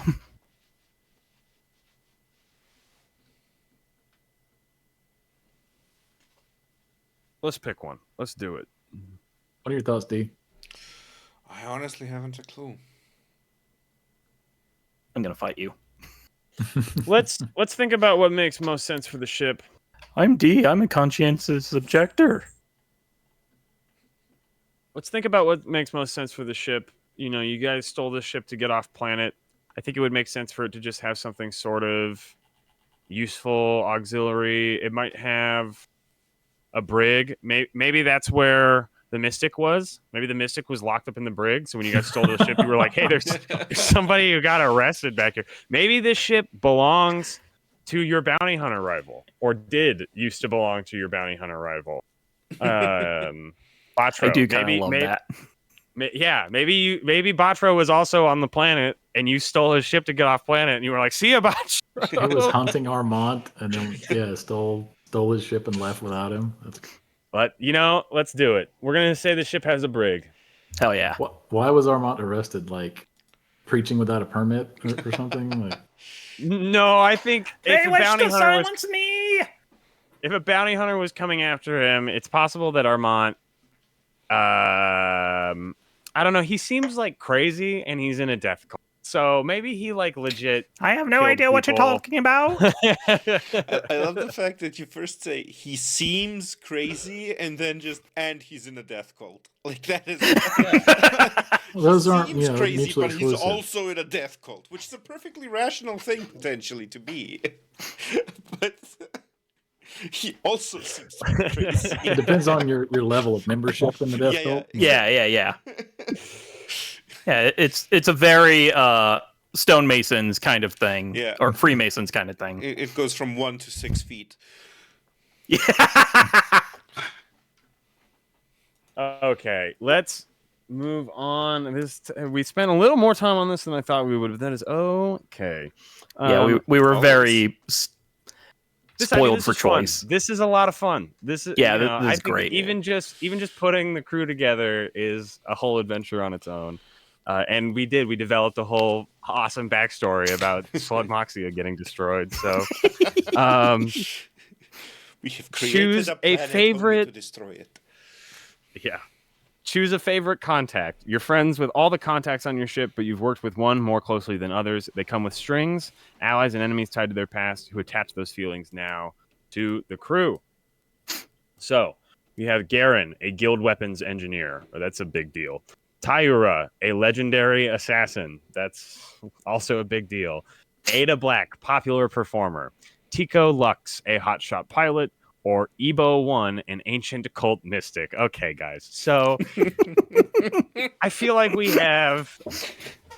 Now, remember, all of these people. Yeah. You know a guild weapons engineer. You know a legendary assassin. I wonder how you know a legendary assassin. Boy. Weird. Who's your favorite contact? It's got to be. I Ebo know which one mine right? is. That's kind of I feel like it's right there. But yeah, I feel like it would be whoever wasn't the one pulling Armand away from the contacts list gets to pick the favored NPC. I just feel like given our various backgrounds and things, that's the only one in the list that wouldn't have motivation to kill us or sell us out, or even if he's annoying as hell, he's like the safest option, right? It's just I mean, maybe we have the death pope on dial. Yeah, I was about to say, you're worried, you're convinced the death pope's not gonna want us dead. Right, but if he tries to kill us, it'll be for religious reasons. So, at least you understand his motivations very clearly. Fair.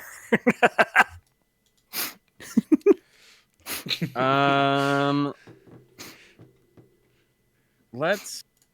Yeah, I mean, I think that's a great choice. So if you guys want to go for Ebo 1 as your favored contact, Let's go with the Necropope. An ancient cult mystic. Let me give you one of the things it says on here. Ebo 1, an ancient cult mystic, perhaps a guide into dangerous ruins where you could hide. Ooh. Yeah, because I want to go to hide where a death cult mystic sends me.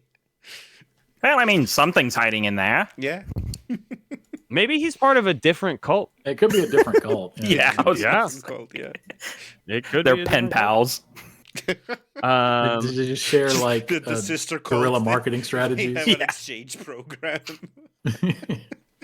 Yeah, we worship the great worm. They worship the great fish. Yeah. Let's talk about the ship a little bit real quick. Fire Drake is a corvette, thus a larger ship that isn't meant to land on planets. Usually uses a shuttle to ferry the crew planetside and back. It's a bruiser with enough firepower to make most people think twice about taking it on.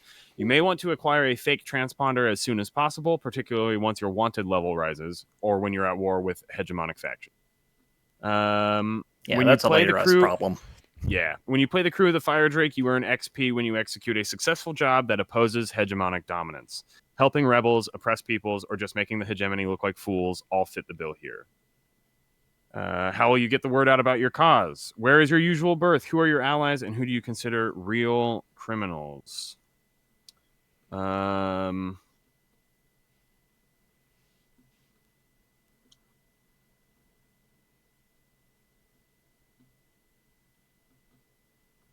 Oh, actually, so look at this.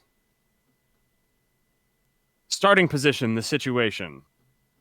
Your crew was framed and caught for crimes that, for once, you have not committed. They sent you all to the nastiest prison in the sector, Isotropa Max Secure. Whether you knew each other already or made friends in the scant few days here, you forged an alliance and a plan. One of you has a ship held in impound called the Fire Drake until the Starsmiths can pick it up. The hegemony techs have secured it, but you have hidden security overrides and ignition codes if you can get on board. It's just a chance you need to get out before the hegemony factions figure out which crimes you actually committed.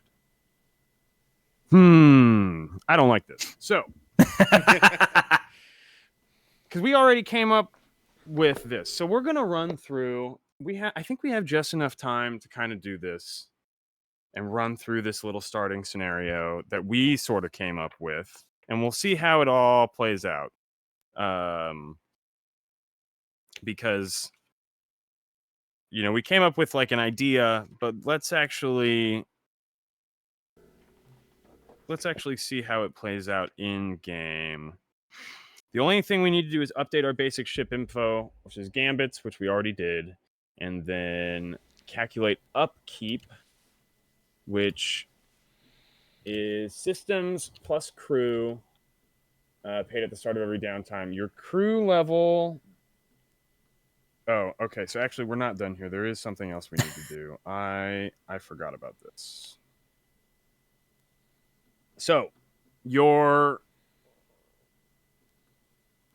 system upgrades that you got. So the upgrades to the comms and the hull, getting the landing bay and all that stuff, targeting computer in the landing bay. A faction helped you get those improvements. They did you a favor. How did your crew respond?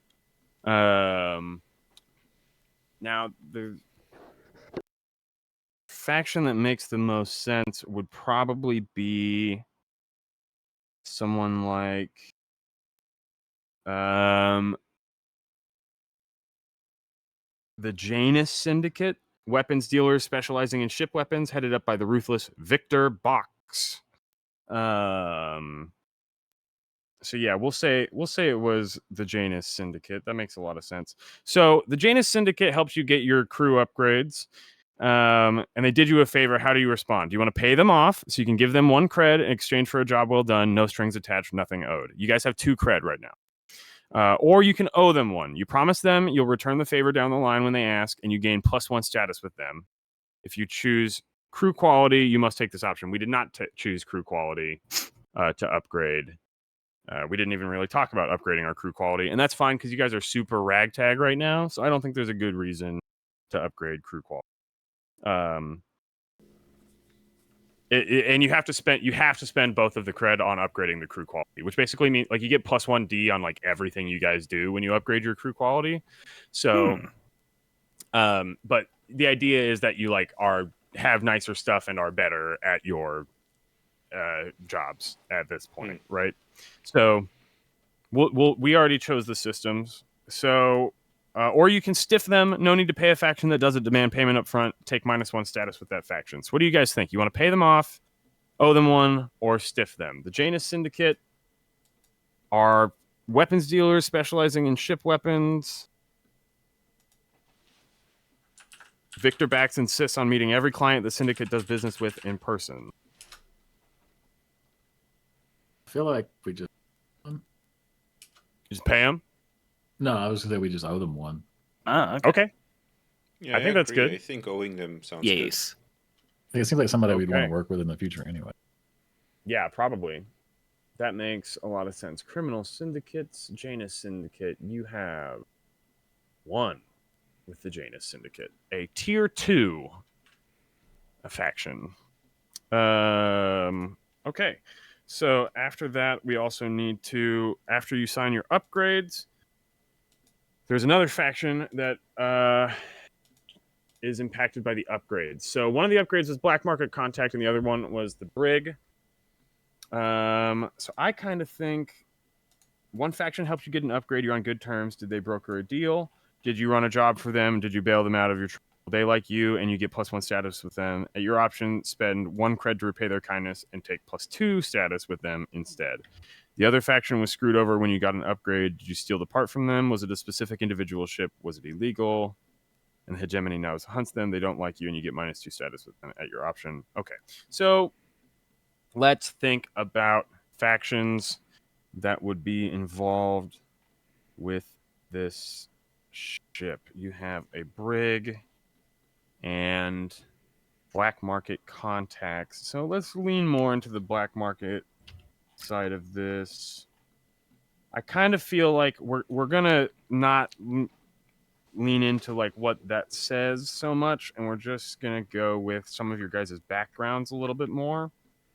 So I think you guys are gonna have -2 status with the Starless Veil, which are the spies and hegemonic counterintelligence. That makes sense, right? Yeah. Yeah. Do you want to spend 1 cred to mollify them and take -1 status with them instead? So you're not at -2 status with the Assassin Guild, or No. no? Okay. Fuck them. And Yeah. Yeah, And I see then- no way this can possibly go wrong. Yeah, fuck them. and then there's a crew of people who like you. And I'm kind of thinking Starless Veil. Those are bad enemies to have. Tier 4 enemies with the Assassin Guild. Gonna punch up. You know, if you're gonna punch up. You know. Yeah. Something. Let's see. We have a Mystic. Oh, you know what? Let's go the Mystic route. So there's a group called the Cult of Seekers. They are wandering mystics, studying artifacts and exploring, looking to open the Hantu Gate, which is a closed gate into a system that nobody has been to, basically, because the gate is closed. So members include the Hegemon's mother. So the Hegemon's mom is a member of the Cult of Seekers. That's an idea. Amazing. Small island with a research station on Mem near the Hantu Gate, a dig site in the desert on Shemaya. So yeah, how about maybe Armand was helping the Cult of the Seekers like look for artifacts or something like that, because the artifacts probably like work into like the precursors probably had something about the Great Space Worm, you know? Yeah. There's probably some kind And of they're legend about the dead. Great. So they must have done something right. So yeah, let's say the Cult of the Seekers you guys have a good relationship with, and it's just So- +1, or you okay. can pay them to have a +2 status with them. That's up to you guys. I think it's fine just to have a +1 and to bank our cash for now. I think that is a good idea. Okay. Sure. You have -2 with the Starless Veil, +1 with the Cult of the Seekers, and +1 with the Janus Syndicate. Okay. Now that we have that down, sorry, I kind of forgot about that. Update our ship info.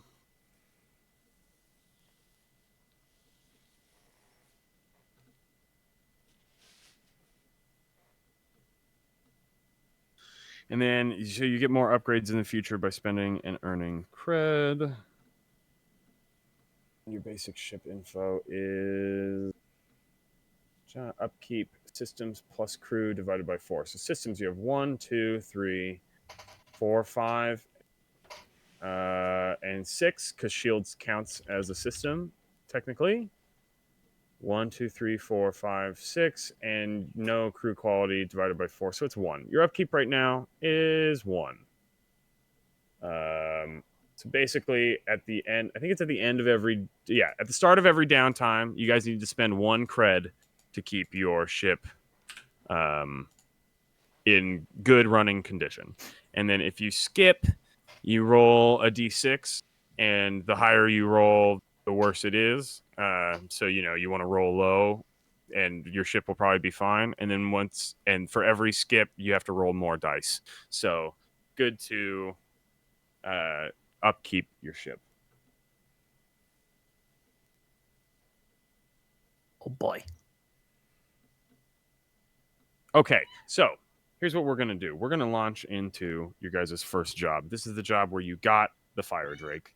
And we have already kind of talked about some of this. Basically, some of you are on the run. One of you is being arrested by Batro, the bounty hunter. We'll say... Ooh, this is interesting. We'll say the scoundrel, your rival is Batro, your friend is Aura, an info broker.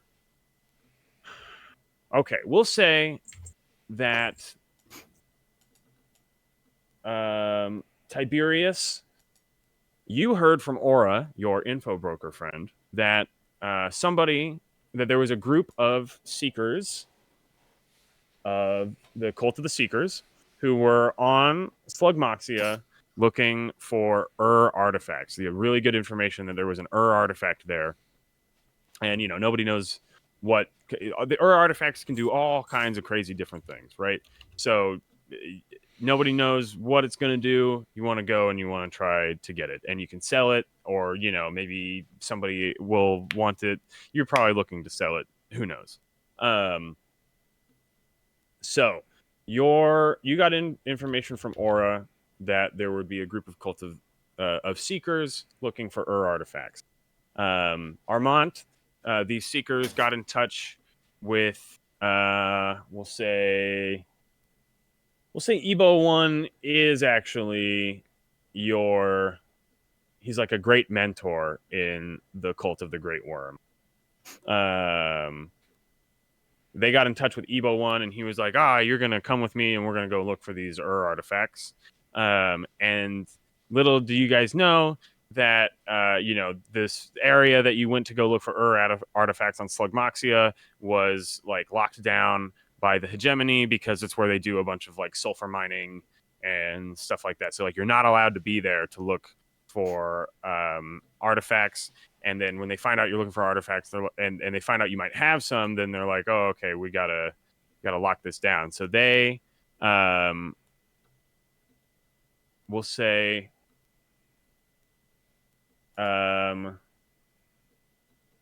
they hired a bounty hunter. That doesn't make as much sense. Maybe, the bounty hunter is actually looking for Ebo 1, we'll say. And because for who knows why he's looking for Ebo 1. Batro's been hired to find Ebo 1, and so when Batro shows up, Ebo 1 is Armand and Ebo 1 are kind of in his crosshairs, right? And maybe Ebo 1 gets away, but Armand gets captured instead, and it gets put into the brig, right? And then we have X302. X302, why would you be on Slugmoxia? You're probably just on the run. Probably hiding, yeah. Yeah, looking for a place to hide. The synthetic, like me, the assassin who's hunting me, I assume would also be of similar make. The atmosphere here, because of all the heavy sulfur mining, interferes with our ability to conceal ourselves as fully human. Like, his irises turn gold or something. Like he's unable to cloak himself fully, and so he's hoping that the other assassins won't want to come hang out here and look for him because they would similarly have, deleterious effects. Sure, I would even maybe say that it's like, I mean, there's so much sulfur in the atmosphere that it's like it's just bad for your robot body. So maybe Yeah. you're hiding out somewhere. Yeah.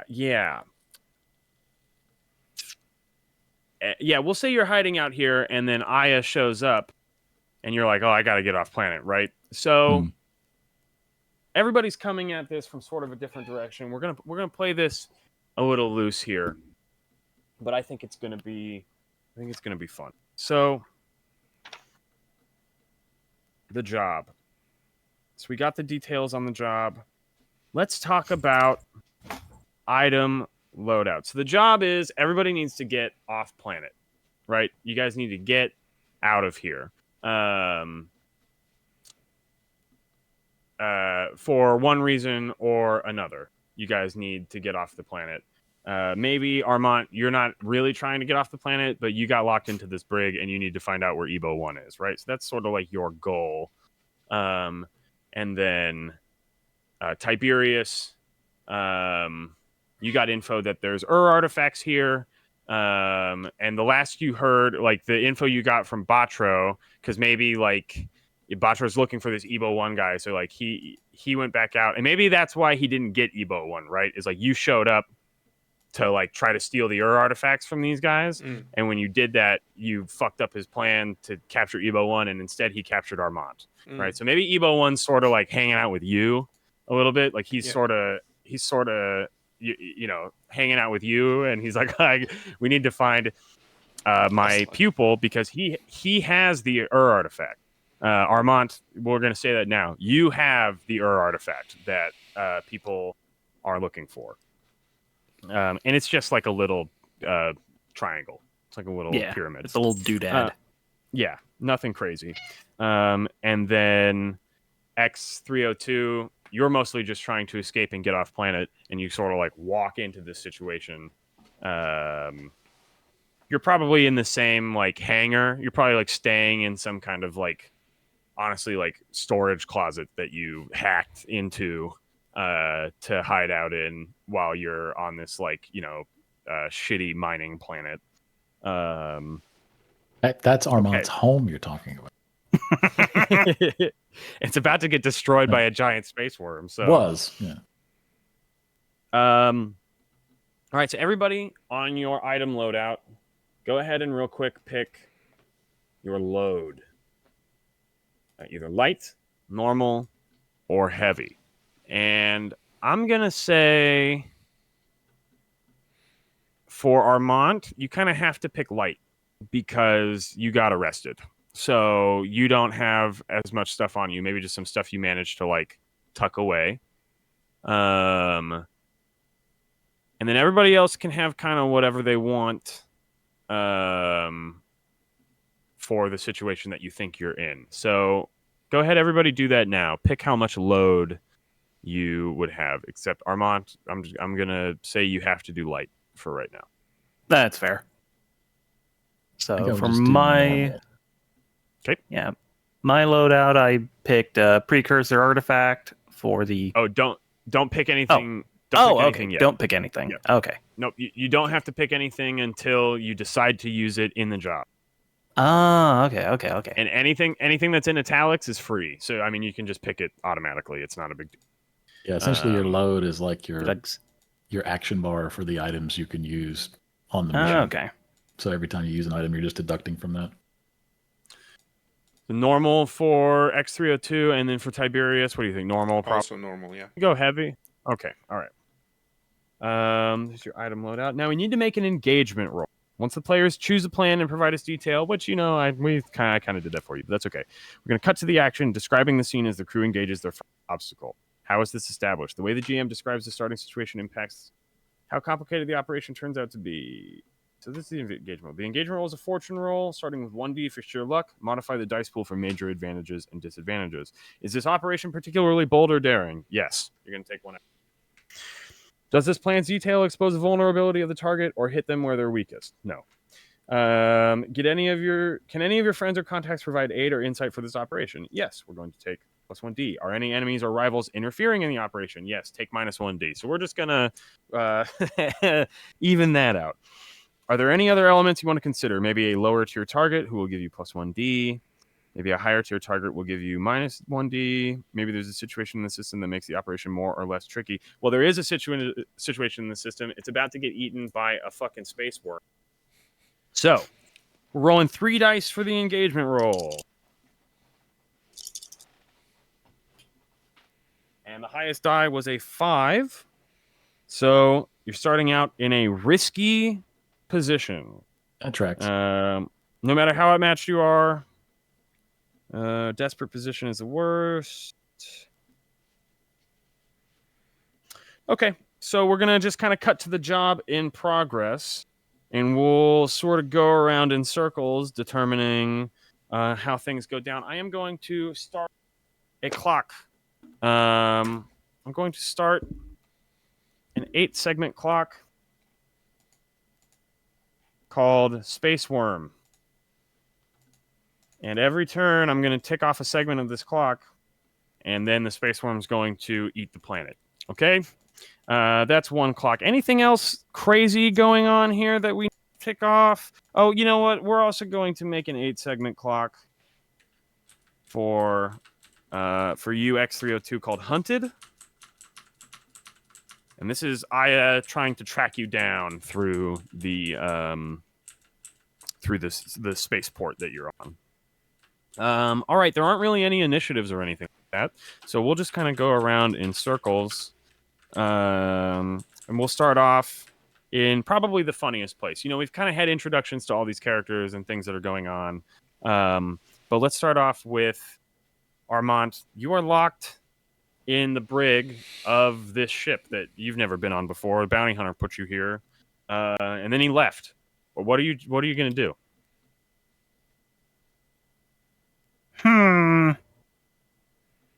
Well, I do not appreciate being in the brig.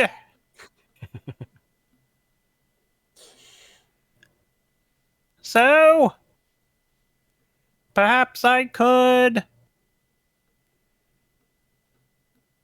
use my connection with the way to open the doors? Or just physically bust through it like I'm the goddamn Kool-Aid man? You do have a psi blade.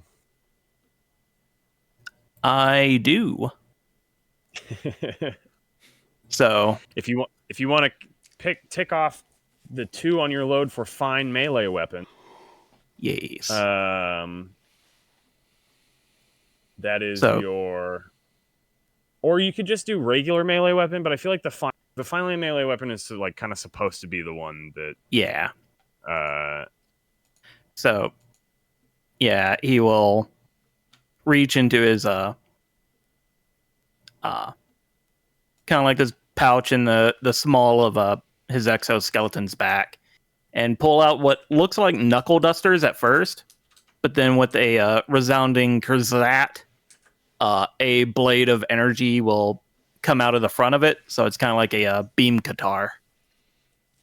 Nice. And yes, I would like to cut my way out of the brig.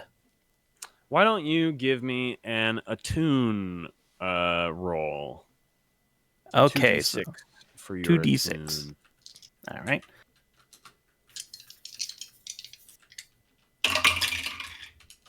That's a 4 and a 1. Okay, so you always take the highest die, which is in this case is a 4, which means a success with a complication. So yeah, you pull out your psi blade, you cut down the door, and step out of the cell, feeling probably pretty good about yourself. And then all the alarms start going off on the ship. It is apparently the brig is rigged with alarms. So now, It's in the name. Now. Well, time to run. The situation you're in. Yep. Next up, who wants to go next? Maybe let's cut to Tiberius. You're actually hanging out with Ebo 1, who is like, you know, the bounty hunter stole my pupil. We have to go rescue him. His ship was in the spaceport. Please. Do I already know it's Batro? Yeah, you were there when Batro showed up. Okay. That is perfect. I'll have nothing more than to mess with Batro's plans. Let's go. I know exactly what the ship is. Oh, and I forgot to say last time what you were rolling for. That would have been risky for great effect, which you got. So for cutting the door down. Okay, so you know exactly what ship it is, so you can head to the spaceport. Yeah. You and Evo 1. You're probably not very far away. You know, you like ran off into a smaller part of the city. This is like a crazy mining port. Like the whole planet's like green sulfur acid, and then there's these big buildings with airlocks, and then so this is like a huge spaceport that you're in. So maybe you guys just like ran and hid in like a cantina with a bunch of weird crazy aliens all over the place. So you want to head back to the spaceport? Is that the idea? Yeah. Heading just directly for the ship. Yeah, and when you guys start heading back, you notice that the ship is has a bunch of alarms going off. Like you turn the corner into the spaceport, and way over there, all the way in, like in the back where it's parked, you just see sirens going off on the fire drake. Yeah. There's also a bunch of Legion here. Like this is a hegemony mining operation, so there are guards and stuff trying to make sure that things are under control. So this is definitely gathering attention, and you know that Batra's got to be here somewhere. So what do you want to do? Well, it's kind of like a twofold thing that I would like to try.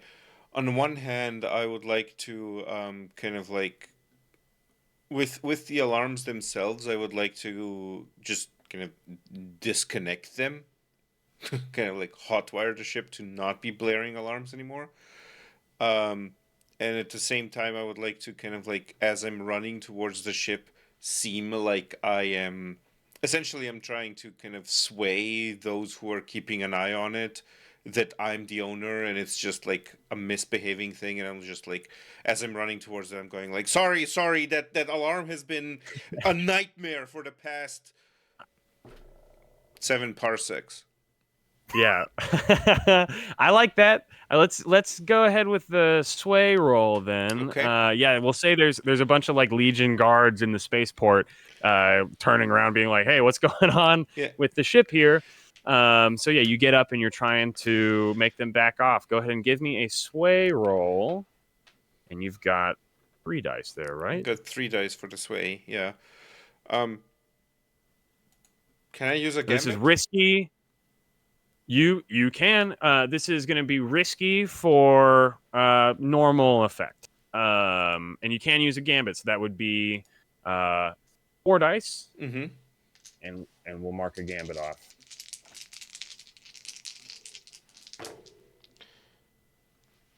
2 6s and 2 1s.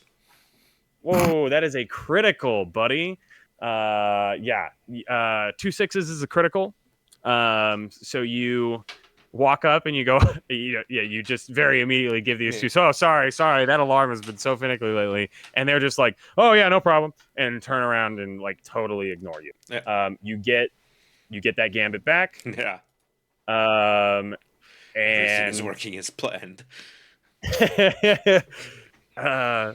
Yeah, that's great. And then you're getting inside the ship. And when you get inside the ship, you see standing with some kind of crazy psi blade weapon. You've probably never seen one before. Having just cut the door down is a robot man, maybe. Okay. X302. What are you doing? We'll say that you were like going out maybe to that same cantina that they were hanging out in, just to, not be stuck in whatever like storage room you have locked yourself into on this planet.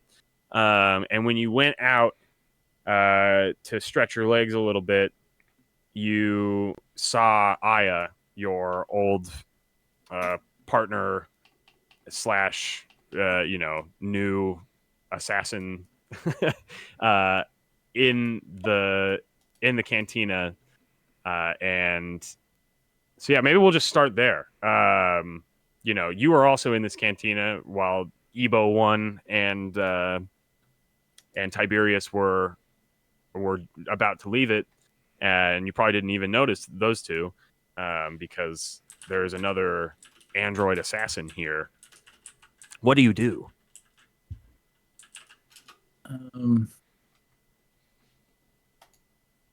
I assume I haven't been spotted at this point. Not yet. No, you saw her first. Okay.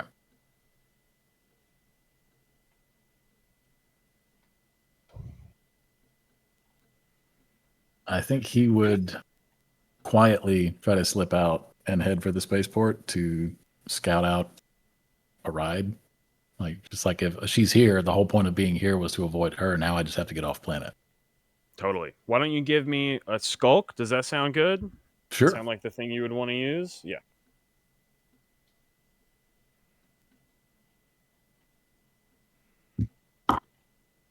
It's a 3 and a 6.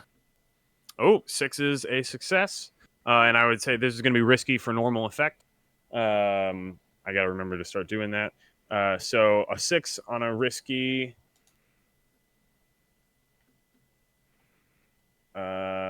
gets you another gambit back. You guys have 4 gambits now. Nice. And that was a success. Yeah, you see her, you duck down, and you're like, all right, just get to the spaceport. Let's get out of here. And you manage to get out. So with a good success like that, she is still kind of on your trail, because you must have some kind of like tracking system built into your body, and that's how she knows the general area of where you are. One that you have not found and been able to remove yet. So she still can find you, but she's not very close to finding you. All right, well, let's wrap back around. We have 2 of you on the ship now, and Ebo 1 is there. So Armand, yeah, Ebo 1 and some dude run up onto the ship, and Ebo 1 is like, "Oh, Armand, it's good you are here." Hello. Are you also being arrested?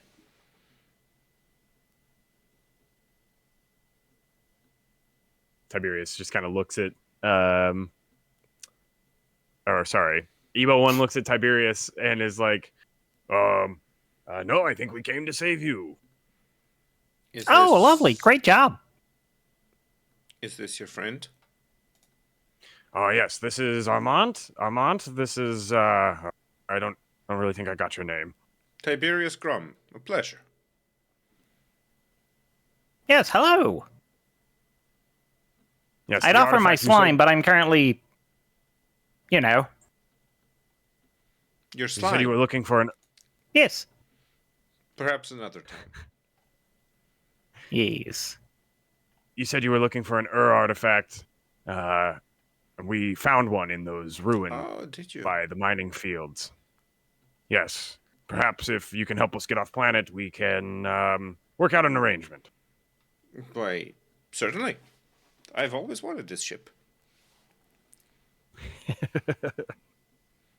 We'll say kind of like right around then, there's an open ship, X302, that you see down at the end of the dock. So you probably like run up and you see a bunch of people standing in the ship.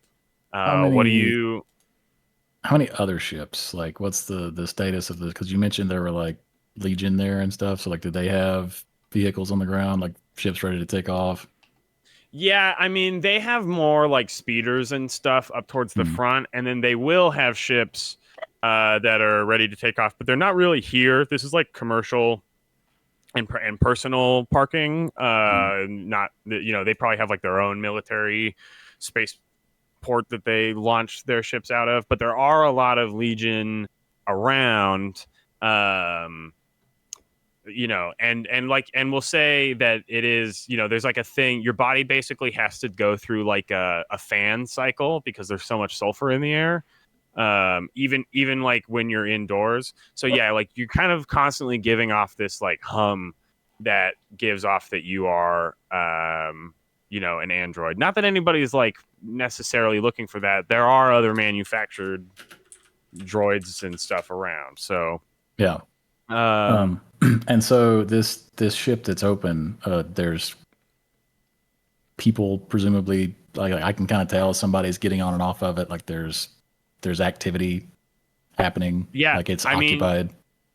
yeah, there are 3 people inside actually, from Yeah. what you can tell. So as he's running up, he's going to. I'm going to use my first part of my loadout. He's going to fire remote detonators with his detonator launcher, Zarathustra, all around the base of the ship as he's running up. There's just thunk, thunk, thunk, thunk. He's going to get like 6 of them all the way around before he runs up into the ship, just in case. Okay. Well, we'll just say that you. How about you pull out your detonator to start shooting, and then from like across the way, you hear kind of like a vocoded voice. Someone with some kind of like helmet on go, "Hey, that's my ship!" And you turn and look, and there's a dude. He's got like a weird cape and like a helmet with red eyes and like some mesh over it, and he like pulls out a blaster to shoot at you. So do you want to shoot at?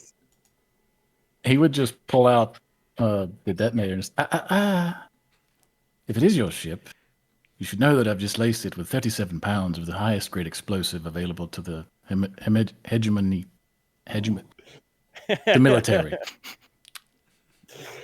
If you'd like to keep it in one piece, I'd recommend you put your weapons down. Ooh, there we go. Why don't you give me a sway? Kind of what I'm thinking there. Or command, Command, whatever. Probably, yeah. I've got 1 in that. I don't have any in sway, so. Yeah. And if you don't have a dot in something, you roll 2 dice and take the lower one. So you can always roll in an ability, but I think command works here as well. Okay.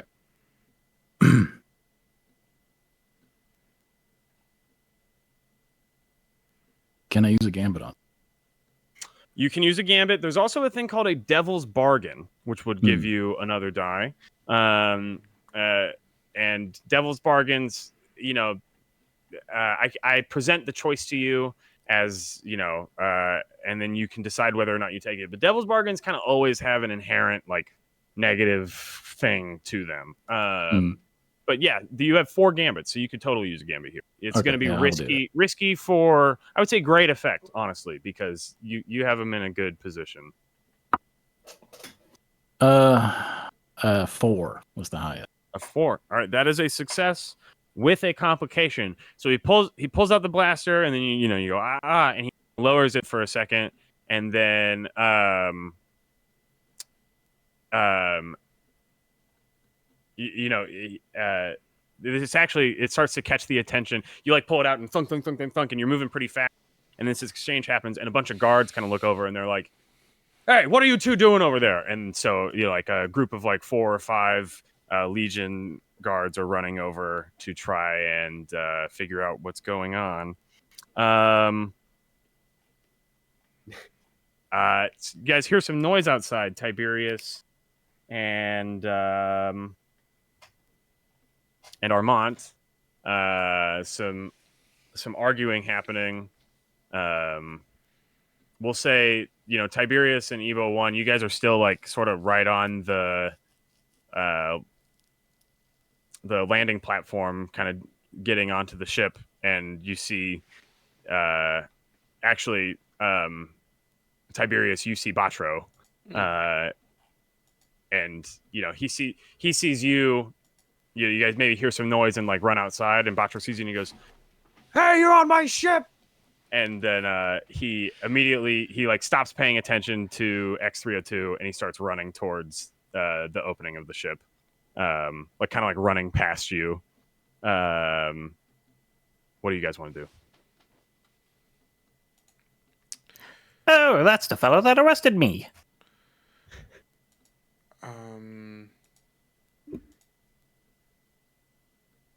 As he kind of like, what is, how? I mean, I suppose the robot standing there just like fired a whole bunch of explosives, so I don't think weapons are out of the question here. No, I mean he has Batro has a blaster in his hand. The dude who you don't know who. Well, I guess you do kind of know he's a robot. Yes, the android outside just pulled out some kind of like detonated grenade launcher and shot a bunch of stuff all over the ship. Although I don't think you saw him do that. You weren't paying attention, but he is holding like a big thing. So yeah, weapons are. Everybody's got weapons. There's also a bunch of legionnaires running towards the ship too, and they have like blaster Batro rifles. is running towards me, I would like to pull out my two fine sidearms, Calamity and Encore, and just kind of like shoot at the ground where Batro's running to kind of like stop him dead in his tracks. Okay. Ooh, what do you want to call that? Scrap? I mean, Command could also probably work, because I think you want him to stop. I mean, I don't think there's anything that I could argue for where I would have any dice in. Yeah, I'm gonna say this is either command or I mean it could be sway if you gave me something that was swaying him, but it sort of seems like you're just shooting at him. I mean, I'm not let's shooting at him, and maybe we've had kind of like this game happen. Like maybe we've had this song and dance previously as well, where it's like one of us kind of like reminds the other of like what higher ground means when weapons are involved. Sure. And Let's call more, it, like I said, like I'm not shooting at him. I'm not looking to hurt him. I'm trying to warn him Right. off. Let's call it command. Okay. Let's do command. Okay. I'm still gonna use a gambit. It makes sense. This is gonna be, I'm gonna say risky for limited effect. Okay. I don't know what that means. So do I have one or two dice now? If I have zero in command, you're to using use a gambit. You'll have one die. One die. Okay.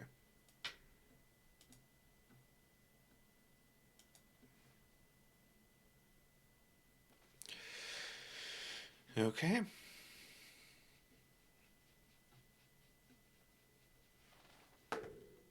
That's a 4. Okay, that's a success with a complication. So, I mean, yeah, you start shooting, and you're kind of trying to stop him in his tracks. And he kind of like has to roll out of the way of your fire. But he pulls out he's got like a blaster rifle thing, and he starts shooting at you. So we're actually going to say that he hits you. Is there? And you. So there's a teamwork thing of protect a teammate. Could I do the legally distinct Space Wizard thing of cutting the laser out of the air with my fancy sword? Yeah, you probably could. The way that works. Or is that a specific? Oh, okay. No, that is a specific. Well, maybe. No, I think you can. I think I'm just gonna say that it's like an assist. So you Okay. have to spend 2 stress. We'll say, yeah, you have to spend 2 stress, and then you can try to protect him from this harm. And why don't you give me a attune? Give me an attune roll. All right. And you can try to protect him from this harm. Oh, a 6 and a 3. Nice. Perfect on that one, so we'll say, yeah, you just deflect that away. So you do not have to take that harm, Tiberius. But yeah, I mean, he's shooting at you. Batro is pissed. This is not fun and games for him anymore. Okay. I kind of feel like X302, you're getting a little left behind here. You know, there's some firefight going on. You see the people on the ship shooting at Batro. What are you going to try to do? So I need to get on the ship. The Legion is approaching, I assume, given that they were seeing what's going down. Oh yeah, they're running up. They're closer to you than anybody else. Yeah. You're in between them and the ship. So Yeah, and Batro is in between me and the ship, essentially. yeah, yep. Yeah. Yeah, so tried the delicate approach. That kind of didn't work. I think I am going to activate Unstoppable, and I am going to grab Batro and throw him into the Legion to tie them up and then book it for the ship. Hell yeah. Awesome. So go ahead and spend 2 stress. You add 2 stress onto yourself. And that's pushing yourself. And then yeah, you run up to Batro, who is a little, he just like dived out of the way and he's shooting his blast rifle, and you run up to him and you grab him and his rifle, and he's like, "Hey, what are you?" And you just throw him over into this group of Legion guards, and they just tumble to the ground. And you turn around and start looking to run onto the ship. What do the rest of you guys do, kind of seeing this happen? Clearly, there's another player in the game here now. Hey, mister, I love your style. Come with us. Certainly, it was the plan. I believe your weapons are a bit out of calibration. You should have that checked. Oh, I And wasn't just run shooting on to the ship. kill. I love a good old baddie. Oh, you're just a bad shot. Okay, so you spent Unstoppable and you're on the ship, and these people seem, amenable to you jumping on and trying to get off planet.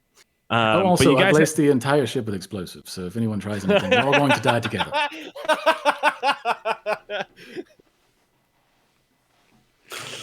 Oh, Lovely. but you please do don't. you I do love still this need ship. to get off of the planet. So why don't we make that sort of the new goal? You're all on the ship, but now you guys need to get out of here. And actually, yeah. What do you guys want to do? Is the ship in any way like anchored, or is it just ready for takeoff, basically from within the ship? It is not anchored. It is, yeah. You're basically, you can just get out of here. You don't need like keys necessarily. You just like have a bunch of engine buttons and activation stuff that you have to do. And normally a ship like this wouldn't land on this planet. It's because it's so big. But we'll say Batro. Maybe. Maybe because it's such a big spaceport, because it's it's like a mining planet. Maybe Batro had some kind of like deal worked out. You're not super sure, but it's gonna be a little bit of work to get this thing out of here because it is so like big, right?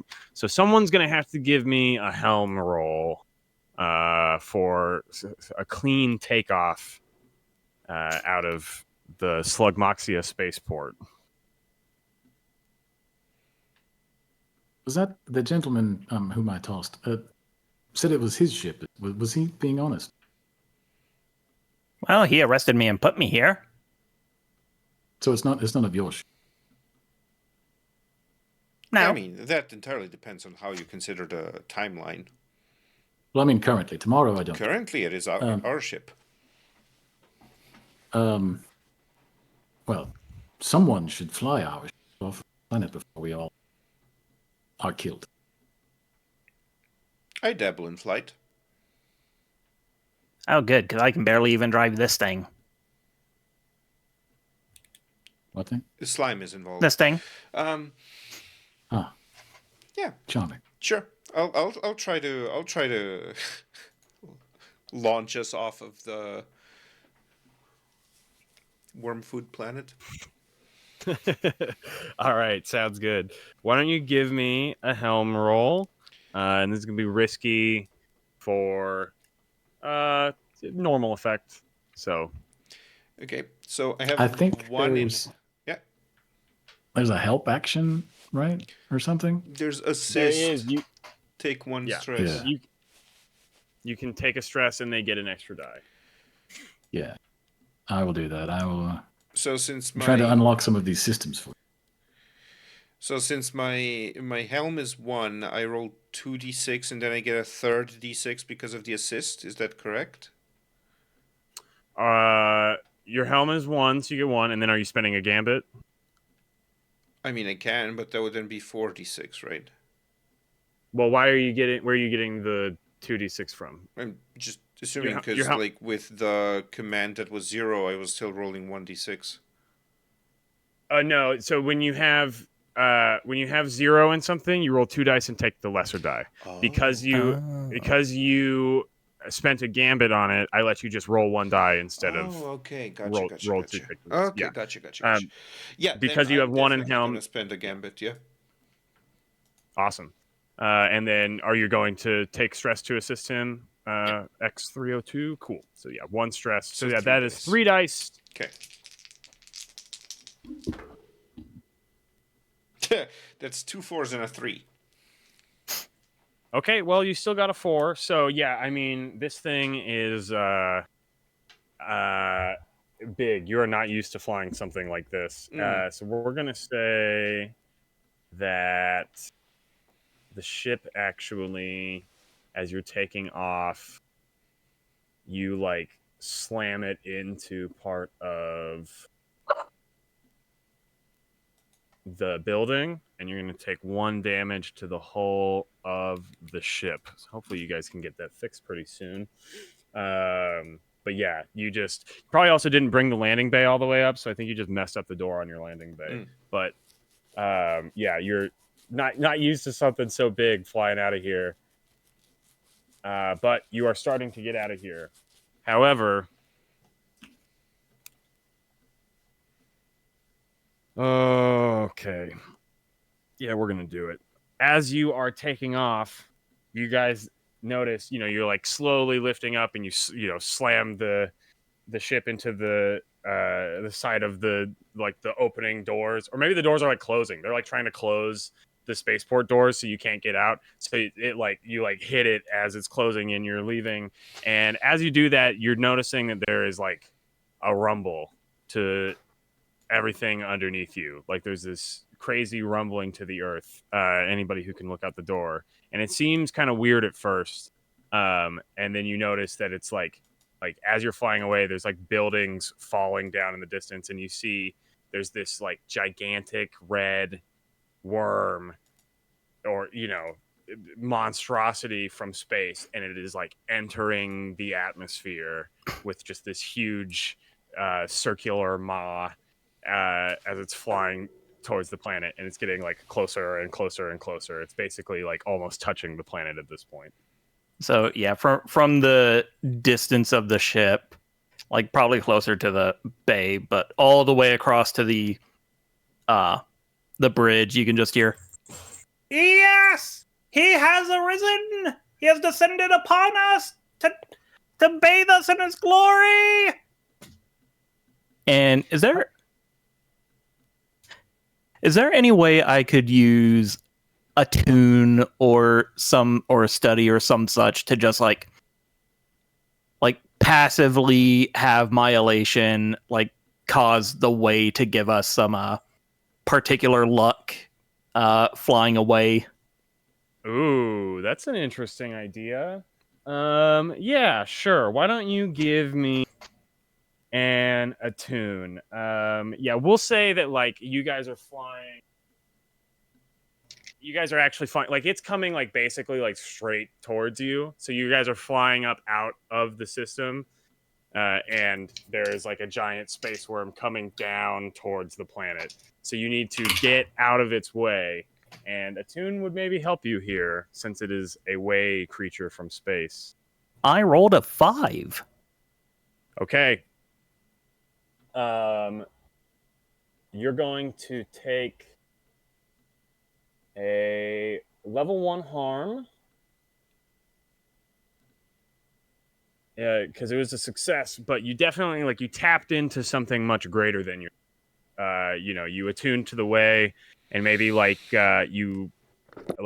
attuned to the beast as it was flying down to try to use some of its mystical essence to help you propel the ship out of its path. And when you did, it burnt your brain a little. So you are, we'll call it way burnt. You're a little fried from all of the mystical energy that just moved through you. So that is a level 1 harm. But just barely, you guys managed to get out of the way of the maw of this gigantic beast as it comes down, and you can see behind the ship. There's a bunch of other ships that are starting to take off out of the atmosphere as this thing comes down and slams into the spaceport and the planet and just starts tunneling into the earth, and the whole, just like a gigantic crater is made immediately as it slams into the planet and starts to buckle. And as the planet gives way and the crust and the crust breaks, lava and sulfur are spewing into the atmosphere. But you do see a bunch of ships manage to take off, and we'll say that you guys don't necessarily know this, but one of those ships, Batro, managed to jump on a Legion ship and get out of there. And there's also potentially still an android assassin with her own ship who didn't find her target, but was lucky enough to get out of there before the whole planet was devoured by a space worm. And I think that's where we're going to leave it. A successful small little job of ship together and getting out of the atmosphere. What do you think? How was that for a quick little thrown together job? I am pleased. Our Lord has shown himself to us, and as such we shall bask in his glory. Son of a bitch, I didn't die! Did you want to die? That seems distasteful. It's the whole thing! I mean, I suppose you could go back. No, the time has passed. The mood's not right. The vibes are all wrong! Right. He always like that. He has been like this ever since I've met him. Well, guys, I think that was pretty cool for our first little session of Space Surfers. We got our characters built, we got our ship put together, and you guys got off planet. What'd you think? You guys have fun? Yeah. Yeah. Well, I think that's going to be it for us today. And hopefully next time we'll have a job that'll show up that's maybe a little bit more put together, not such a ramshackle we got to get out of Dodge situation. I feel like that's going to be how a lot of our jobs end, though. Mm-hmm. Yeah, I mean, probably. I think this a lot game of our can jobs get are going to chaotic. end with the worm coming. The worm just follows us. Maybe Worms that's fall, the, everybody dies. Maybe that's the alias that I'm trying to live up to, the Harbinger.